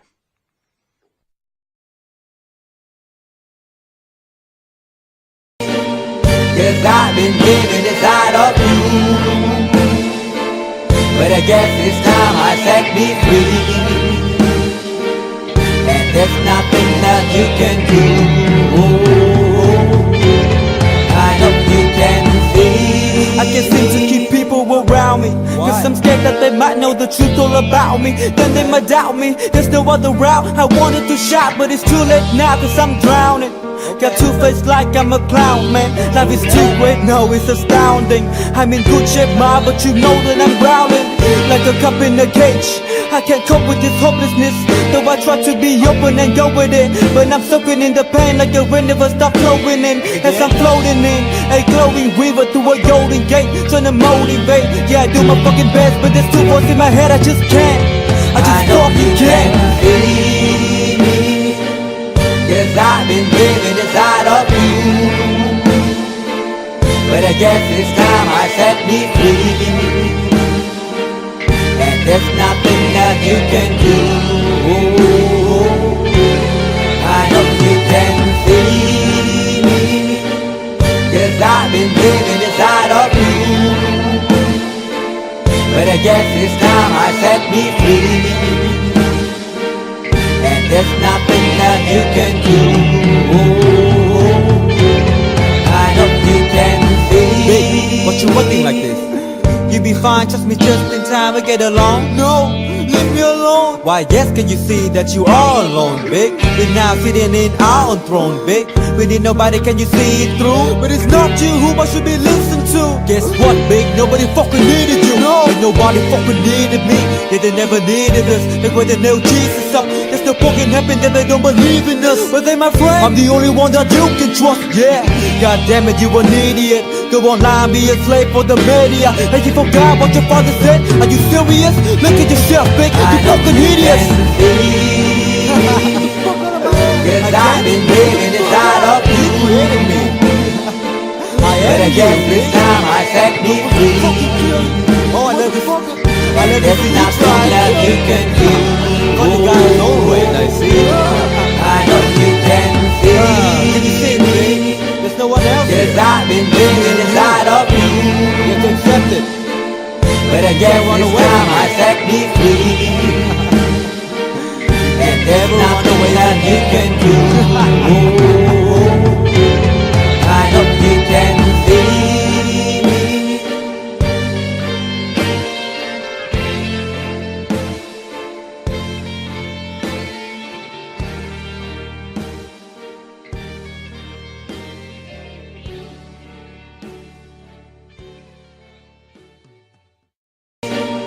Cause I've been living inside of you. But I guess this time I set me free, and there's nothing that you can do. I hope you can see. I can't seem to keep people around me. Cause I'm scared that they might know the truth all about me. Then they might doubt me. There's no other route. I wanted to shout, but it's too late now cause I'm drowning. Got two-faced like I'm a clown, man. Life is too great, no, it's astounding. I'm in good shape, ma, but you know that I'm drowning like a cup in a cage. I can't cope with this hopelessness, though I try to be open and go with it. But I'm soaking in the pain like the wind never stop flowing in. As I'm floating in a glowing river through a golden gate, trying to motivate. Yeah, I do my fucking best, but there's two voices in my head, I just can't. I just fucking can't. Cause I've been living inside of you. But I guess this time I set me free, and there's nothing that you can do. I hope you can see me, cause I've been living inside of you. But I guess this time I set me free, and there's nothing that you can do. I hope you can see. Baby, what you wanting like this? You be fine, trust me, just in time we get along. No, leave me alone. Why, yes, can you see that you are alone, big? We're now sitting in our own throne, big. We need nobody, can you see it through? But it's not you who I should be listening to. Guess what, big? Nobody fucking needed you. No, and nobody fucking needed me. Yeah, they never needed us. They were the nail Jesus up. There's no fucking happen that they don't believe in us. But they my friend, I'm the only one that you can trust. Yeah, god damn it, you an idiot. Go online, be a slave for the media. And you forgot what your father said. Are you serious? Look at yourself, big. You fucking idiots. Cause I've been living inside of you. But I guess this time I set me free. Oh, I love you. I love There's you. nothing that you can do. Funny guy, no way, I see. I know you can Can you see. see it, baby? There's no one else. Cause I've been living inside of you. You have to accept it. But I guess this time I set me free, and there's nothing that you can do.